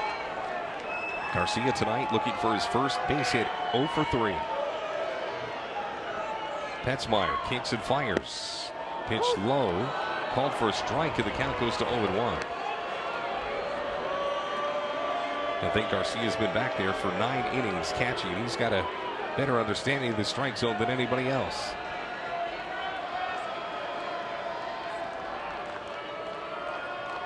Petzmeyer with the tying run out there at second base. Kicks and fires. Ball is hit right back up the middle. They're going to try and send Burl around. Here comes the throw from the first rounder. Happens off the mark. There goes Garcia to second, and it's a tie game. The lead walk-off run in scoring position with 1 out in the bottom of the 9th. Boy, nice job by Garcia right there, not trying to do too much. Change up away, didn't pull it. Stayed up the box, drove in a big tying run right there, and then excellent base running to boot as he gets himself to second base. Man, oh man, the magic of this ballpark strikes again. 6,000 and change up out of their seats, and all of a sudden now you're going to get a little mixing and matching here. First, let's get you to the pinch runner, stretching it out. The Iceman cometh. There's Rolando Segovia. That guy's never smiled. Not from the day that he came out of his mom's stomach. He's grimacing. I promise you that's not a smile.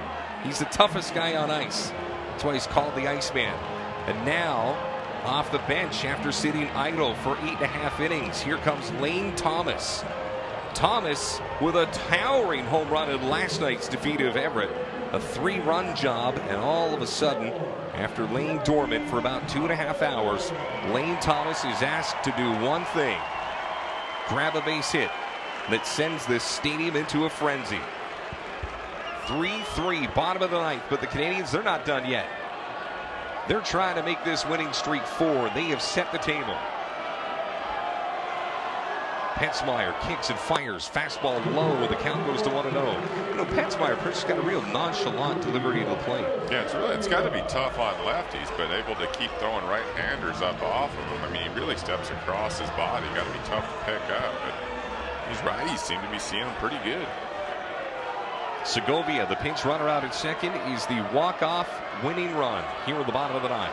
Pitch on its way is chopped foul, and boy, for Lane Thomas, he comes into this baseball game, count now 1-1, hasn't done anything but just watch, and is asked to come in the toughest of moments. One of the toughest jobs in baseball, pinch hitting, done it myself, and you got to stay loose in there. You can't have any real timing or feel for the game, but you got to get it going quickly, and it's good. He got his bat off the shoulder right there, took a pretty good hack. See if he can get a big knock here. Absolutely. Lane Thomas hitting 189 this season, but don't let that number deceive you. 4 home runs. There's a ball that gets away from the catcher. That's going to allow the run over to third. Segovia with a slight turn, and now with 1 out, the winning run is 90 feet away. The count goes to 1-2. Now there's a number of ways with even 2 strikes that Lane Thomas can walk this one off for the Canadians.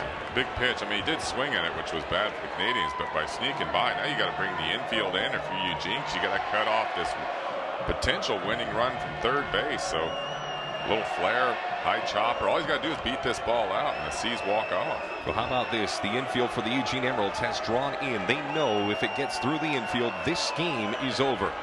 How about a wild pitch? How about a sac fly? So many ways. Swing and a miss, got him.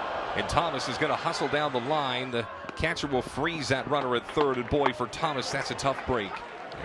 Second out of the inning, and Thomas, all he had to do was put the ball in play. Easy for me to say than for him to do, but a tough moment for the Canadians. That was a legitimate breaking ball from the lefty. Big tap towards the back foot, swung over the top of it. Really good pitch right there.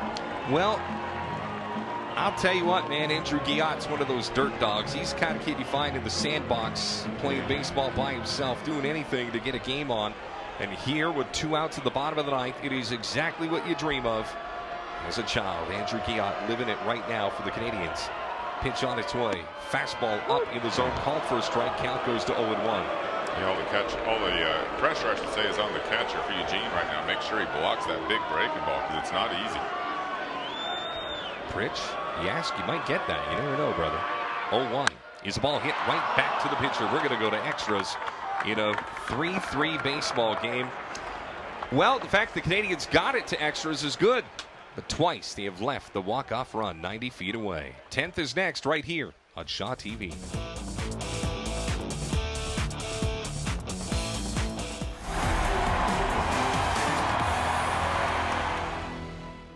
I'm Bianca Salterbeck. And I'm Peter Burge. Join us for live coverage of the Honda Celebration of Light from the beautiful setting of Vanier Park in Kitsilano. We've got you covered for one of the biggest events of the summer calendar. We'll take you behind the scenes, show you the history, and meet some of the people who bring this 25-year-old Vancouver tradition to life. Join us for live coverage of the Honda Celebration of Light on July 25th, July 29th, and August 1st, right here on Shaw TV. Do you have a show idea? Want to be on TV? Dream about creating local television content? Shaw is proud to support Access programming and offers volunteer opportunities for in-studio and on-location productions. If you want to get involved, visit our website. See you on TV. Creating local TV that matters to your community. Shaw TV, your local voice.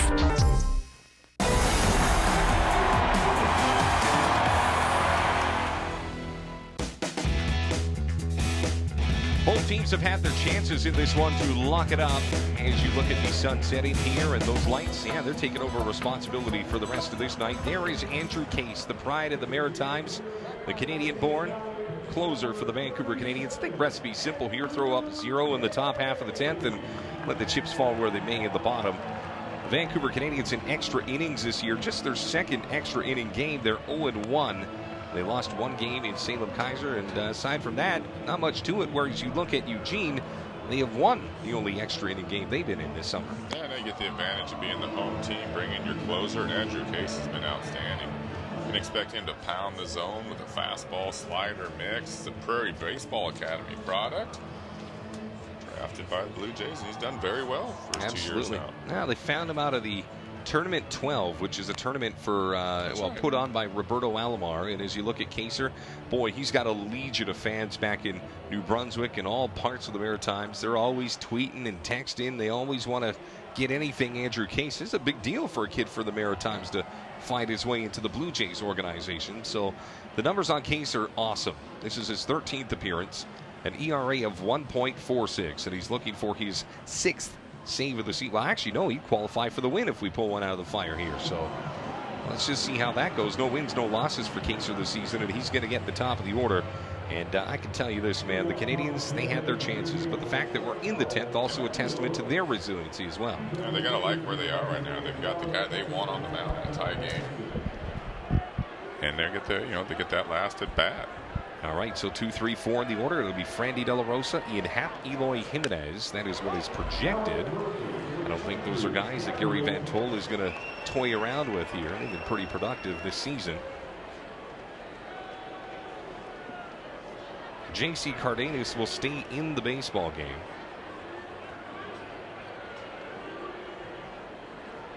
Couple of defensive changes. Gabriel Cinas is over at first base as well. So yeah, Lane Thomas out at second. Gabriel at first. Pitch in for a strike, and the count goes to 0-2. Now what that does is it takes Justin Atkinson out of the lineup for the Vancouver Canadians. So to set it up defensively, you got Carl Wise at third. Gunnar Height, the shortstop. Pitch swung out and missed, man, and that's awesome. Straight heat right there at 92, and Andrew Case picks up a strikeout right out of the gates. Looks like a heavy sinking type fastball, and again he just goes right at hitters. Any young players watching at home, this is the guy you want to emulate. Doesn't waste time, goes aggressively after the other team. So I was wondering where Justin Atkinson went. I thought he was done. I thought that's not the guy that you want out of the situation. But then all of a sudden you look down beneath. Thank you to Mike Hannafin, our scorekeeper, and he's catching. Yeah. So after 9 innings of playing over in your spot over at first base, now all of a sudden he dons the tools. Yeah, and he's back by the plate. Had it on easy street over there, nice and easy standing up. You got to get back there in a tie ball game. A little pressure on him. Good for Justin.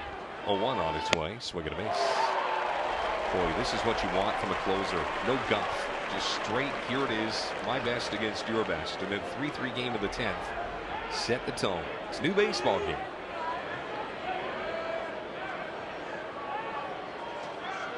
Ian Happ, you got to remember, this guy's a first rounder. Ball that's hit at a very shallow center. Late break for Andrew Guillotte. It's actually going to be the shortstop who ranges into shallow center. Comes down with it. Gunnar Height, a nice play. And it produces the second out. And boy, there are still a ton of fans here in the seats. So again, Cinas in Garcia's spot in the order. So that's going to be the change here. Atkinson is going to be catching, and Gabriel Cinas in Garcia's spot in the order. Got to remember, there are a couple of substitutions there, a couple of things moving around. We'll get it to you by the, next Tuesday, bottom of the 10th, somewhere around there. So with 2 outs, here's Eloy Jimenez. Ball chopped down, foul, third base side, out towards Carl Wise, who just watches that ball slowly roll. Come on, somebody sweep that thing. There's Garcia. Flips it to John Harris, the first rounder, who gives it to a young team, who gives him the old thumbs up. Made a friend. Not for life, probably.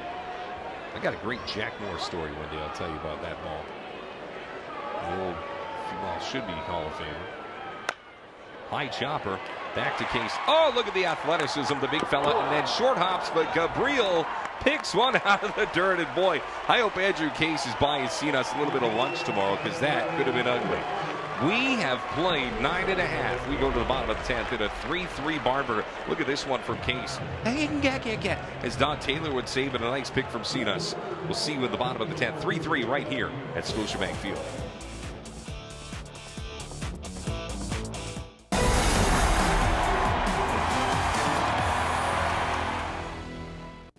Candid commentary and casual conversation. I feel really, really humbled by where we have gotten. Because the stronger you are, the stronger I am. Lawyers. You were almost a lawyer. 30 minutes of straight talk with intriguing personalities, trendsetters, and pop culture insiders. It's eclectic, energetic, and most definitely entertaining. Watch Fiona Forbes every Thursday only on Shaw TV.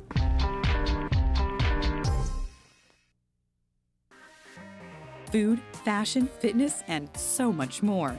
Go West Coast is a lifestyle show featuring stories and segments from across the Lower Mainland and Sea to Sky Corridor. Watch Go West Coast daily on Shaw TV.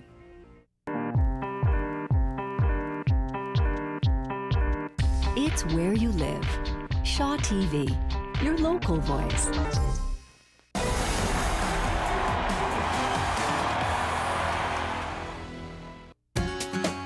Well, the sushi have danced.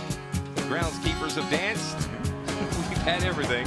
And now we got extra innings to get you to the bottom of the 10th. Another inning of work for the quirky left-hander for the Eugene Emeralds. Is just going to try and keep it on Tyler Petzmeyer. But it's a different part of the order for the Vancouver Canadians. Now, these are the guys that you expect to do big things. It's going to be Gunnar Height, Justin Atkinson, Sean Hurley, and for Atkinson and Hurley, it is a little bit of a shot at redemption here. They were frozen in the 8th with a chance to win this for the Canadians. Yeah, no doubt. They've got a chance now to redeem themselves. Hopefully they get up with a runner out there in scoring position, see if they can drive them in and end this thing.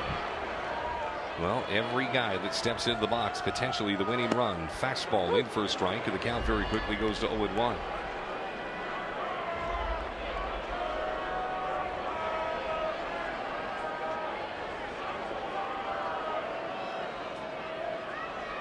Curveball in the dirt.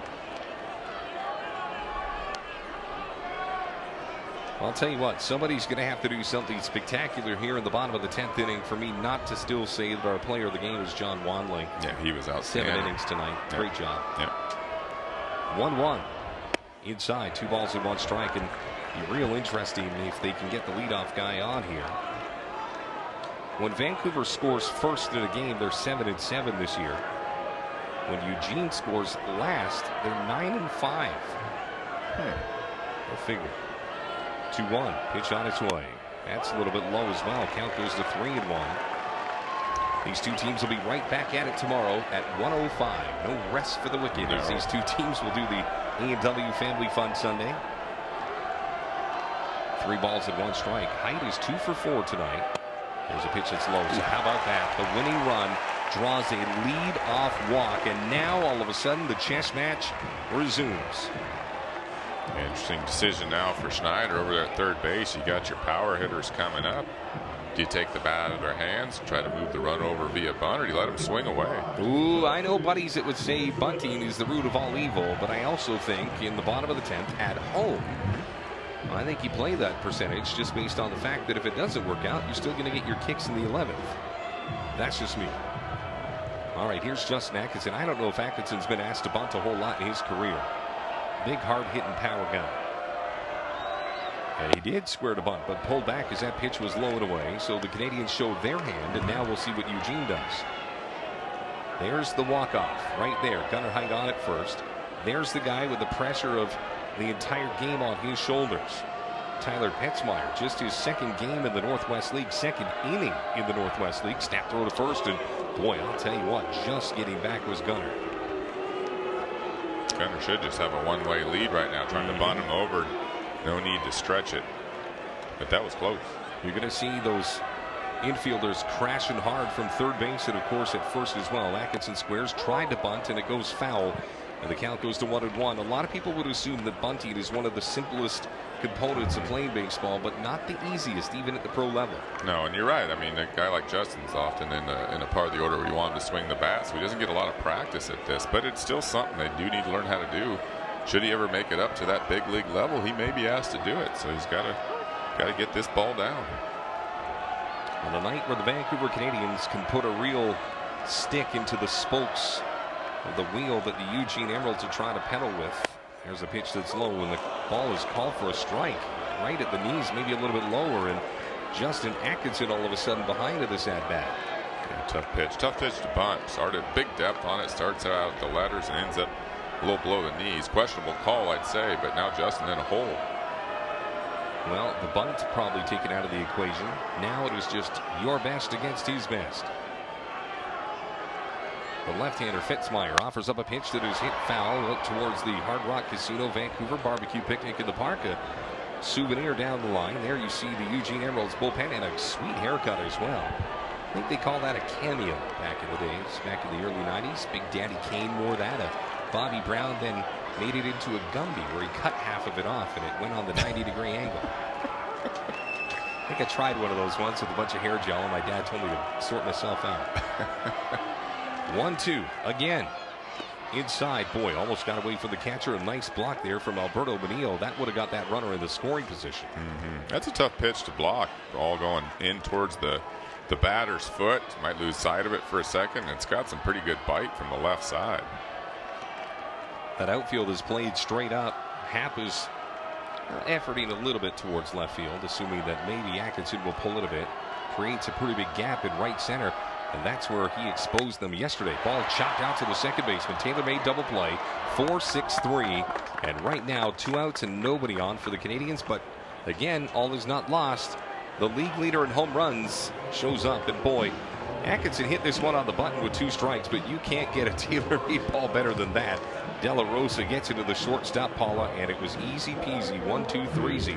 And And now all of a sudden the whole complexion of this inning changes. Yeah, it's too bad couldn't get that bunt down, but again, he took a good swing, but right at the second baseman did everything right, but not rewarded. Tell you what, got the guy up you want right now with 2 strikes. Let him swing away, see what he can do. I'll tell you what, Sean Hurley would make 6,013 friends if he could hit one onto the porch for the second time tonight. And he was trying there. Fastball up at the zone, count goes to 0-1. Of course, if the Canadians don't score here at the bottom of the 10th, you start thinking of things along the lines of who's left in each bullpen respectively. The Canadians have used their closer. So now you wonder which guy you're going to pull out and try to get the most out of with the least. Swing and a miss. And Hurley right now doesn't have much of a plan here. He's just coming up swinging for the trees. Yeah, when that breaking ball's right, when he stays on top of it, very, very good pitch, but he is prone to leaving it up in the zone. Hurley's already shown he's got the power to knock it out of here. No balls at 2 strikes with 2 outs. Pitch is hit foul as the catcher set up right on the outside portion of the plate, got it where he wanted it, and Hurley fights to see another pitch.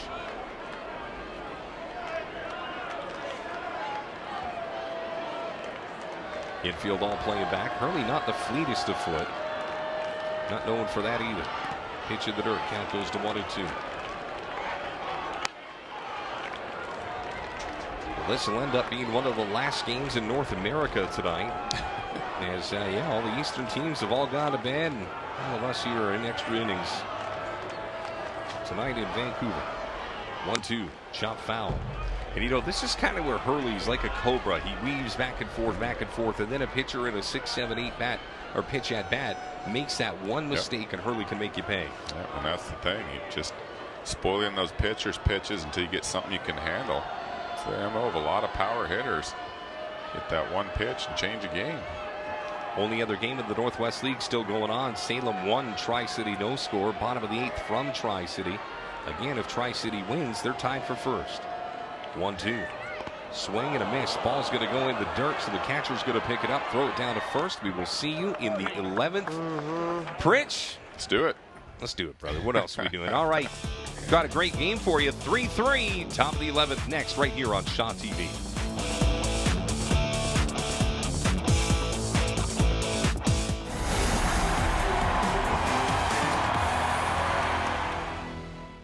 Better Business Bureau has been helping our community for over 100 years, building an ethical marketplace where buyers and sellers trust each other, providing reliable information to help you, as a consumer, make smart buying decisions. BBB accredited businesses have been screened and are monitored for good business practices. These businesses help us provide you with BBB business reviews, customer reviews, dispute resolution, and fraud awareness. Start with trust. Find out more at bbb.org. If it's happening in your neighborhood, you'll see it here on Go West Coast. From Lillooet to Hope and everywhere in between, we'll introduce you to the people who light up your community. Watch Go West Coast daily on Shaw TV.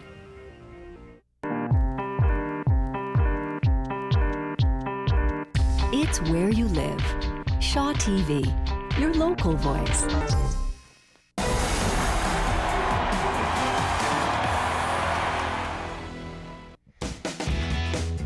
Well, the closer Andrew Case is going to try to close again here in the 11th inning. Deja vu.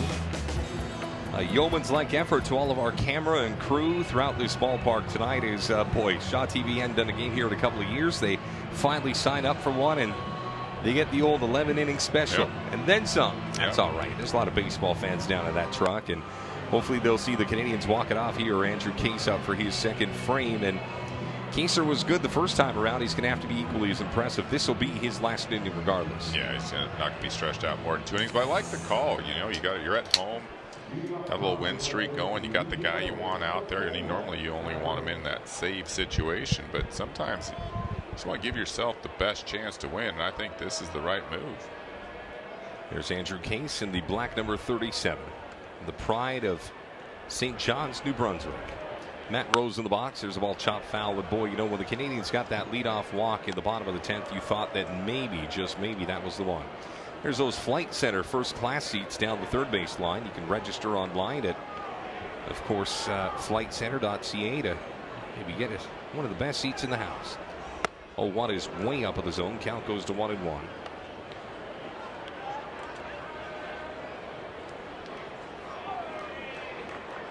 Nicely played baseball game by both teams. Again, you're still looking at mostly error-free baseball. Just guys that haven't been able to knock guys in with runners in scoring position. For the Canadians tonight, they've had their chances. It's been pretty well pitched ball game by the Canadians. Really, just a couple of mistakes allowed all those runs. But tell you what, they hung around, a couple clutch hits. I mean, they're right in this thing. 2-1 is fisted out to the second baseman. Lane Thomas waits for it to come down, and that's about as easy an out as he'll get as he starts throwing the ball around. Thomas out of Knoxville, Tennessee. Just a high schooler when he was taken by the Toronto Blue Jays. And, you know, sometimes he leads the Canadians in errors with 9 this season. And sometimes you look at him and you're like, come on, man, you're a high round draft pick. But then a high round draft pick at 18. Yeah, I mean, there's still a lot of progression to go and development, but it's pretty good for that young to be at this level. A lot of these guys have a lot of experience, played 3 years of college ball. These are men he's playing against, holding his own. Alberto Mineo steps in. He's 0 for 3 tonight. Swing and a miss. Boy, big boy swing there. Catcher Justin Atkinson back behind home plate has one of those hockey masks that most every catcher now wears. Remember, it used to be the old kind of looked like they were panning for gold. It's like now all of a sudden everybody looks like they're the backup goaltender for the Canucks or the Leafs or whoever. Yeah, you've seen some of the veteran catchers going back to the old mask now just because of the concussion issues. They're finding a little more absorption in some of the older styles. 1-1 in the first strike. 92 miles an hour that last offering.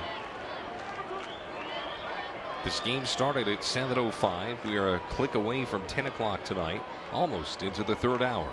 1-2 is a high drive deep to right, but that's going to hook foul, and boy, everybody's heart skipped a beat here as that ball's hit about as hard as you can hit one, and luckily just had enough English on it to spin to the right of that right field foul pole. When he gets that tail and that sink on his fastball, started that ball in off the plate and it tailed right back over the heart. Mineo didn't miss it, but he just hooked it foul. Another 1-2 pitch on its way. That's a beautiful slider. And boy, you go from the penthouse to the outhouse with one pitch, just like that. Yeah, beautiful pitch right there.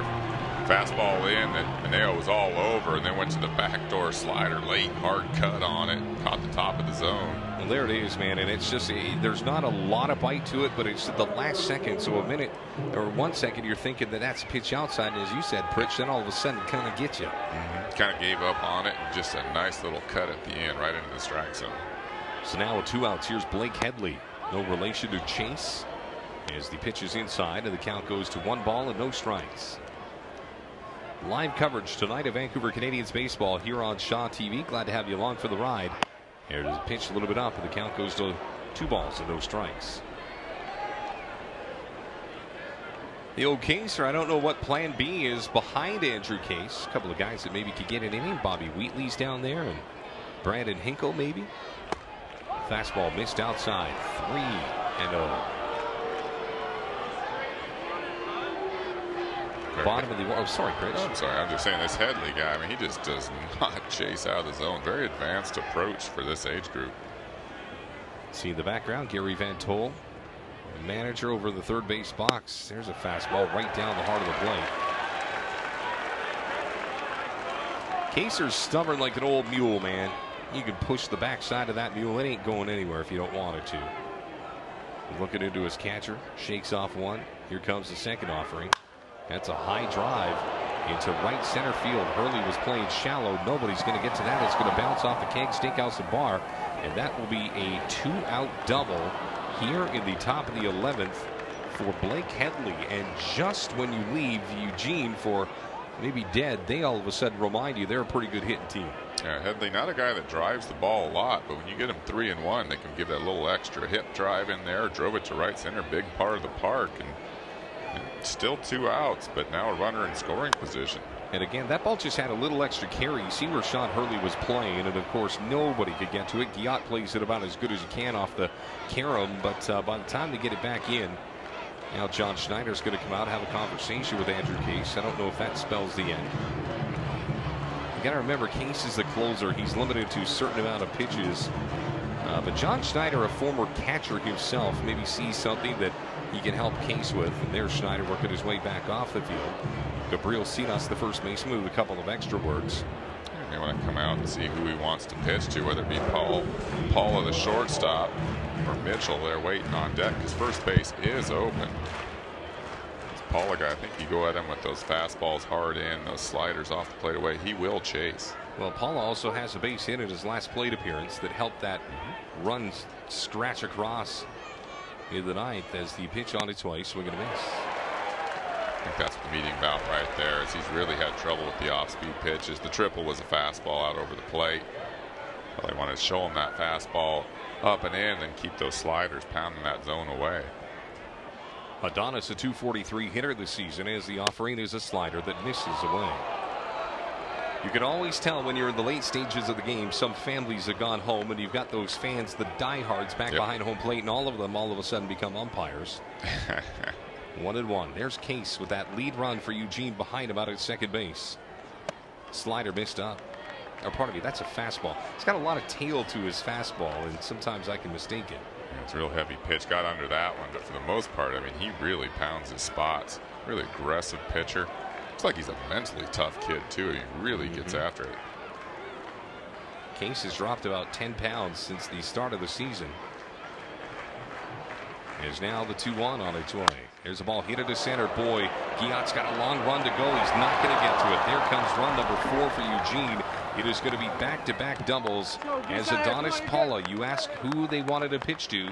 For the second straight at bat, Paula has burned the Canadians. Yeah, and again, I think they wanted to use that slider, but again, Case unable to get ahead in the count, had to come with the fastball, and Paula got it again. Same swing, almost the same pitch, stayed inside and drove it to right center field. So back-to-back doubles here in the 11th, and the Canadians got to be careful here with 2 outs. This all happening with 2 outs. They do not want run number 5 to come across, and here's Cavante Mitchell. And he is no easy piece of cheesecake. Fastball up at the zone. And now Case, of course, with his team down a run, he's got to mentally stay focused. That is a 10th hit of the baseball game for Eugene. These two teams have gone back and forth. The ball in for a strike, and the count goes to 1-1. So again, to set the stage, we're in the top of the 11th. Eugene, with back-to-back 2-out doubles, have given themselves a lead yet again. Their second lead of the night.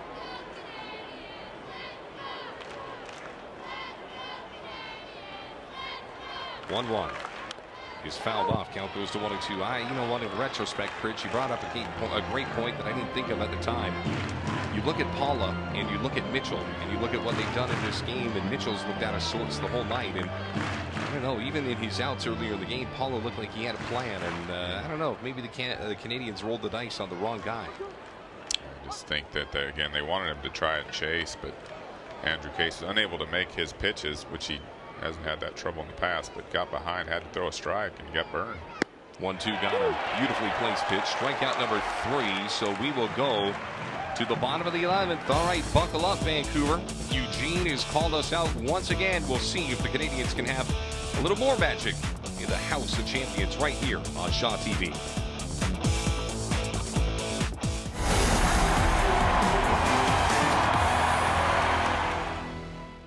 I'm Bianca Salterbeck. And I'm Peter Burge. Join us for live coverage of the Honda Celebration of Light from the beautiful setting of Vanier Park in Kitsilano. We've got you covered for one of the biggest events of the summer calendar. We'll take you behind the scenes, show you the history, and meet some of the people who bring this 25-year-old Vancouver tradition to life. Join us for live coverage of the Honda Celebration of Light on July 25th, July 29th, and August 1st, right here on Shaw TV. Do you have a show idea? Want to be on TV? Dream about creating local television content? Shaw is proud to support Access programming and offers volunteer opportunities for in-studio and on-location productions. If you want to get involved, visit our website. See you on TV. Creating local TV that matters to your community. Shaw TV, your local voice.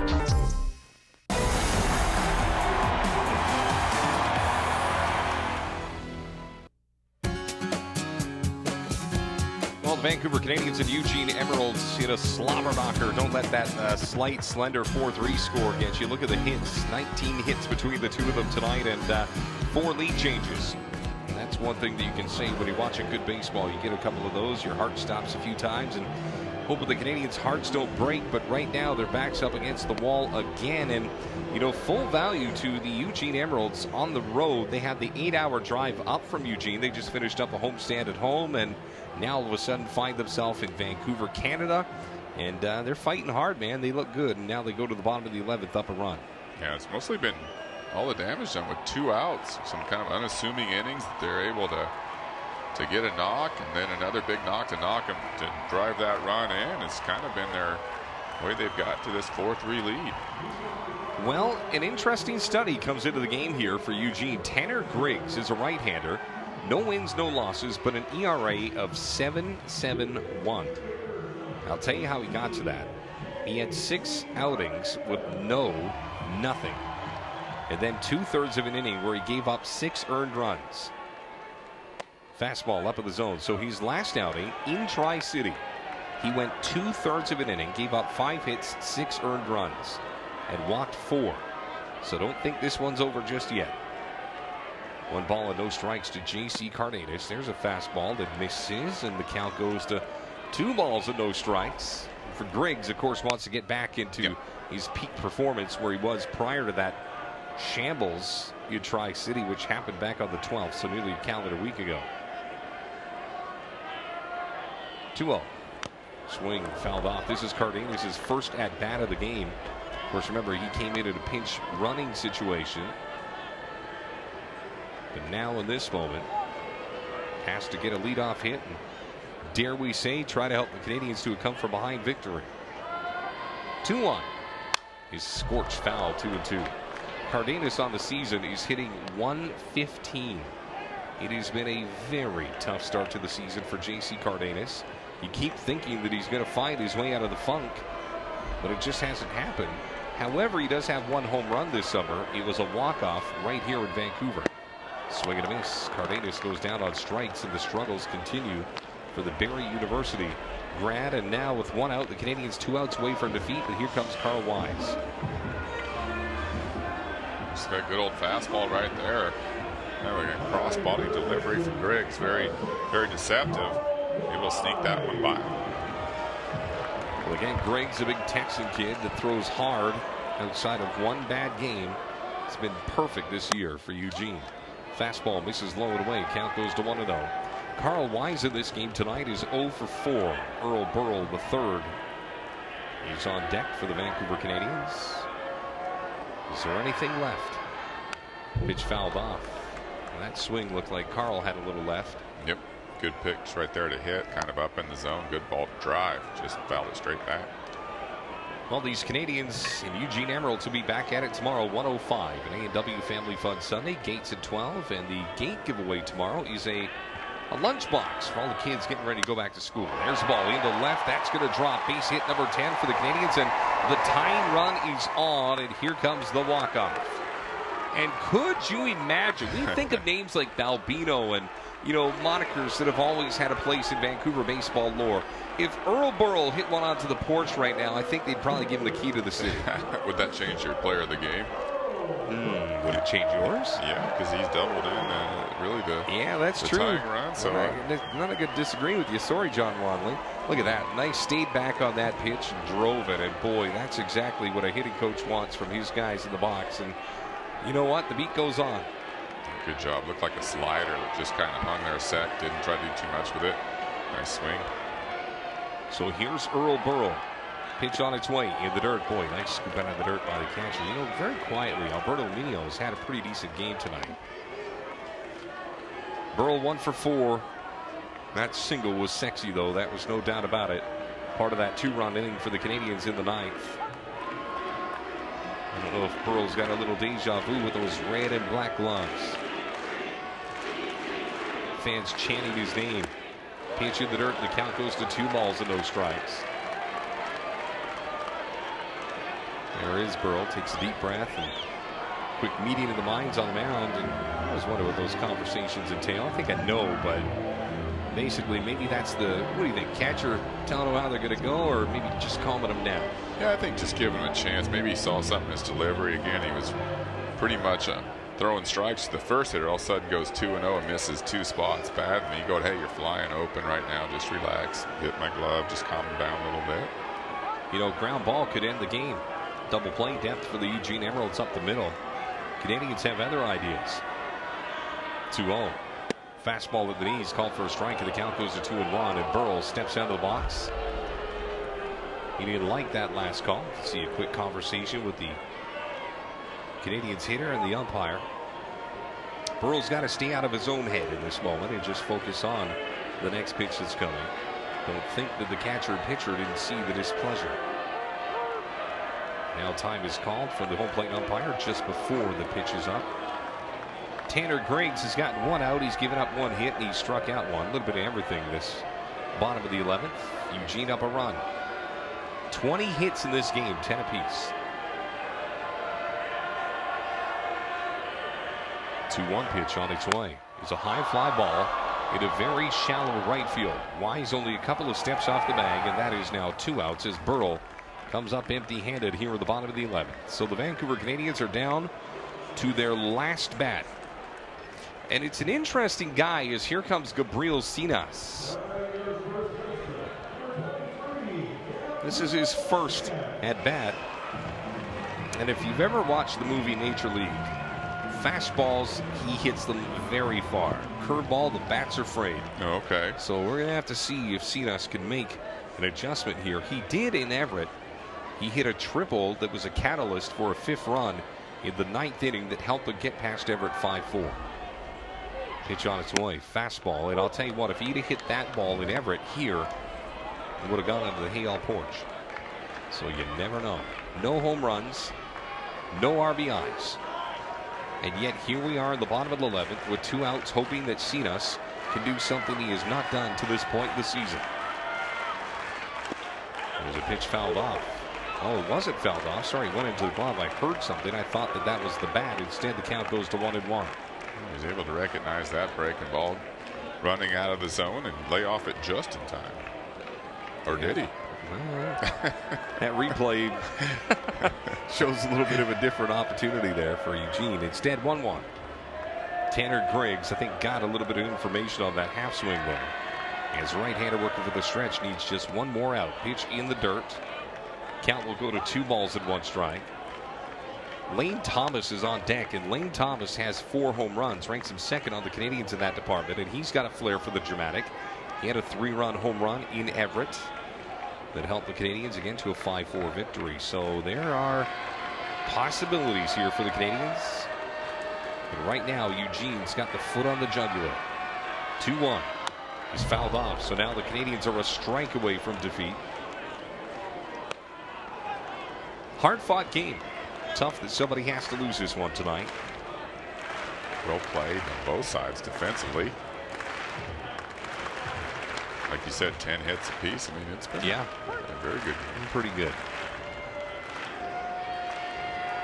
Infield playing back, outfield playing back as well. They don't want any doubles to the gap, anything that would extend this as the pitch on its way. Fastball got him, and the game is over.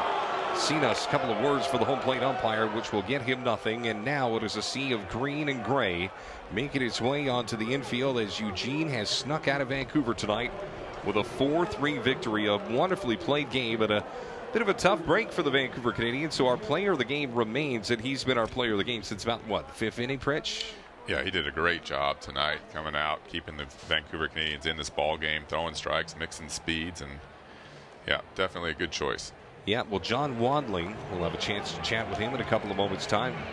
We'll take a quick break. When we come back, our player of the game right here on Shaw TV.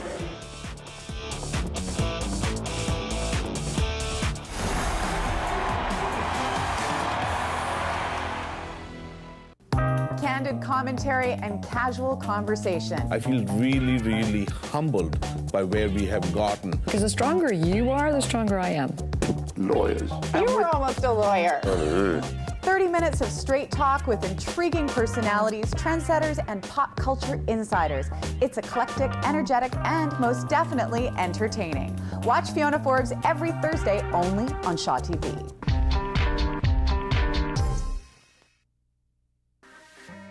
Food, fashion, fitness, and so much more. Go West Coast is a lifestyle show featuring stories and segments from across the Lower Mainland and Sea to Sky Corridor. Watch Go West Coast daily on Shaw TV.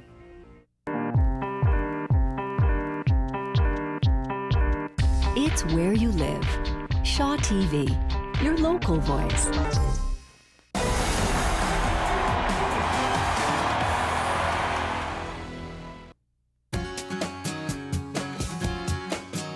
Well, it took 11 to play, but the Vancouver Canadians fall tonight by a score of 4-3 to the Eugene Emeralds. I thought it was one of the better games I've seen the Canadians play, but unfortunately, there's got to be a winner, there's got to be a loser on a night where 6,013 fans enjoyed Canadians baseball here. It was one of those nights where you just knew that it would be the mistake or the one timely hit or that one thing that was going to make the difference, and it was tonight, Rich. It was a little two-out magic for Eugene. Give them credit for hanging in there. I certainly think Vancouver played well enough to win, just couldn't come up with that one knock to put them over the top, and they go down in a close one. You look at John Wanling tonight, and we'll get his stats once we get him in front of us on the TV screen. But the one thing he liked about Wanling was how competitive he was. He was just a guy that was relentless. There were a couple of times where, he got behind in counts 2-1, 3-1, but wouldn't let that guy off the hook. Yeah, I thought he did a great job. And again, I don't know what the plan was coming into the game, but it looks like he really followed it. He was mixing his sequences up, and he did a great job of getting ahead in the count. That really was the key to him, because again, he's not overpowering, but he really knew how to pitch and hit spots, kept him off balance, and did a really nice job. You can see the fans beginning to vacate the premises here at Scotiabank Field at Nat Bailey Stadium. This is game number 30 for the Canadians. They've got a whole bunch of home games still to come. This was just game one of an 8-game homestand. So if you're watching the game tonight, well, I'll tell you what, you liked what you saw, you come on back out here.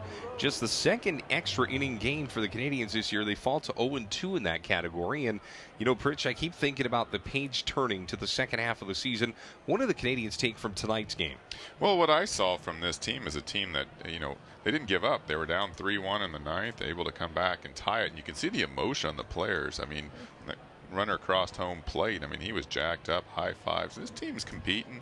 I like their chances as they go into the second half. Well, I'll tell you what, John Wanling has really stepped to the forefront of this Canadians rotation and just had a bulldog mentality, and he joins us down at field level now. And John, first and foremost, I know it falls on a 4-3 loss tonight, but congratulations on 7 wonderful innings for you. That's your longest outing of the season, 9 strikeouts as well. What were you doing right? Well, thank you, Rob. Just getting ahead of batters and really locating pitches, going one pitch at a time like our pitching coach Sai says, and just competing out there. Give our chance the team to win, going in the 7th, 8th, and that's all they can ask for. John, you guys had, it's been feast or famine. There was a 9-game losing streak, a 3-game winning streak. You guys are a streaky bunch. Have you put your finger on what your Canadians team is identity-wise this summer? I don't know if we found it yet. It's like when the bats are going, the pitching's not going, and when the pitching's going, the bats aren't going. So, these last couple games we kind of figured out. Okay, we have a couple guys that can get the big hits, and we just need a couple more guys step up out of the bullpen, starting pitchers too, and give our chance to win in the 8th, 9th inning. So that's all you can ask for. Hey, John, Chris Pritchett up here in the booth. Nice job tonight. Hey, I talked to your pitching coach before the game, and he's talked about your changeup, wanting to use that more. You had a real good one going tonight. Can you kind of tell us how you like to try to mix that in? Yeah, definitely. That's one of the things we've been working on in my bullpens is the changeup, and with this lefty lineup they had, it was almost easy. I could attack and use it a lot more. You don't really want to use it against righties very much, and it was going. I was throwing it for a strike, and then 0-2 I was getting in the dirt. So, catcher Garcia called a great game, and I just kept trying to locate that changeup in and out, and that's what we did. Well, John, I thought you had a fantastic effort. I know Pritch and I, by about the 5th inning, thought you were going to be hard to beat for player of the game. So we'll let you get back into that clubhouse tonight and get back at it. But, man, you've really taken the reins and the bull by the horns. And congratulations on just really stepping up. And I'm sorry it came tonight in a 4-3 loss. Enjoy the rest of the night. That's all good. Thanks, guys. All right, there he is, John Wanling, our player of the game. And as we bring it up into the broadcast booth, Chris Pritchett, Rob Fay, there are losses, and then there are losses that I'm actually okay with. And the Canadians go 11, and they fall 4-3. And yes, there were a few things that if you really wanted to go through it with a fine-tooth comb, could probably find them. But overall, that's baseball, man. That's the way it goes. They pitched, they played defense, they got beat. They weren't able to come up with that hit, but they certainly didn't beat themselves. And like you said, those are the ones you can live with, and you're going to, over the long haul, win more of those than you're going to lose. Absolutely. Well, I can tell you what, there's a couple of people I want to say thanks to. Jim Rees down to the truck, Jim Thompson, David McCall. We had a whole bunch of people make this a cast and crew and that really put on a show tonight. Shaw TV, welcome back to Scotiabank Field at Napier Stadium. Of course, if you were watching live tomorrow, we're right here. Yeah, an A&W Family Fun Sunday. Going to take part of it at 1:05. Game 2 of this 5-game series. Game 2 of this 8-game homestand for the Canadians are going to be back in town for a while. Canadians almost had it, but they fall tonight by a lone run. I'm Rob Fay. Good night from Nat News.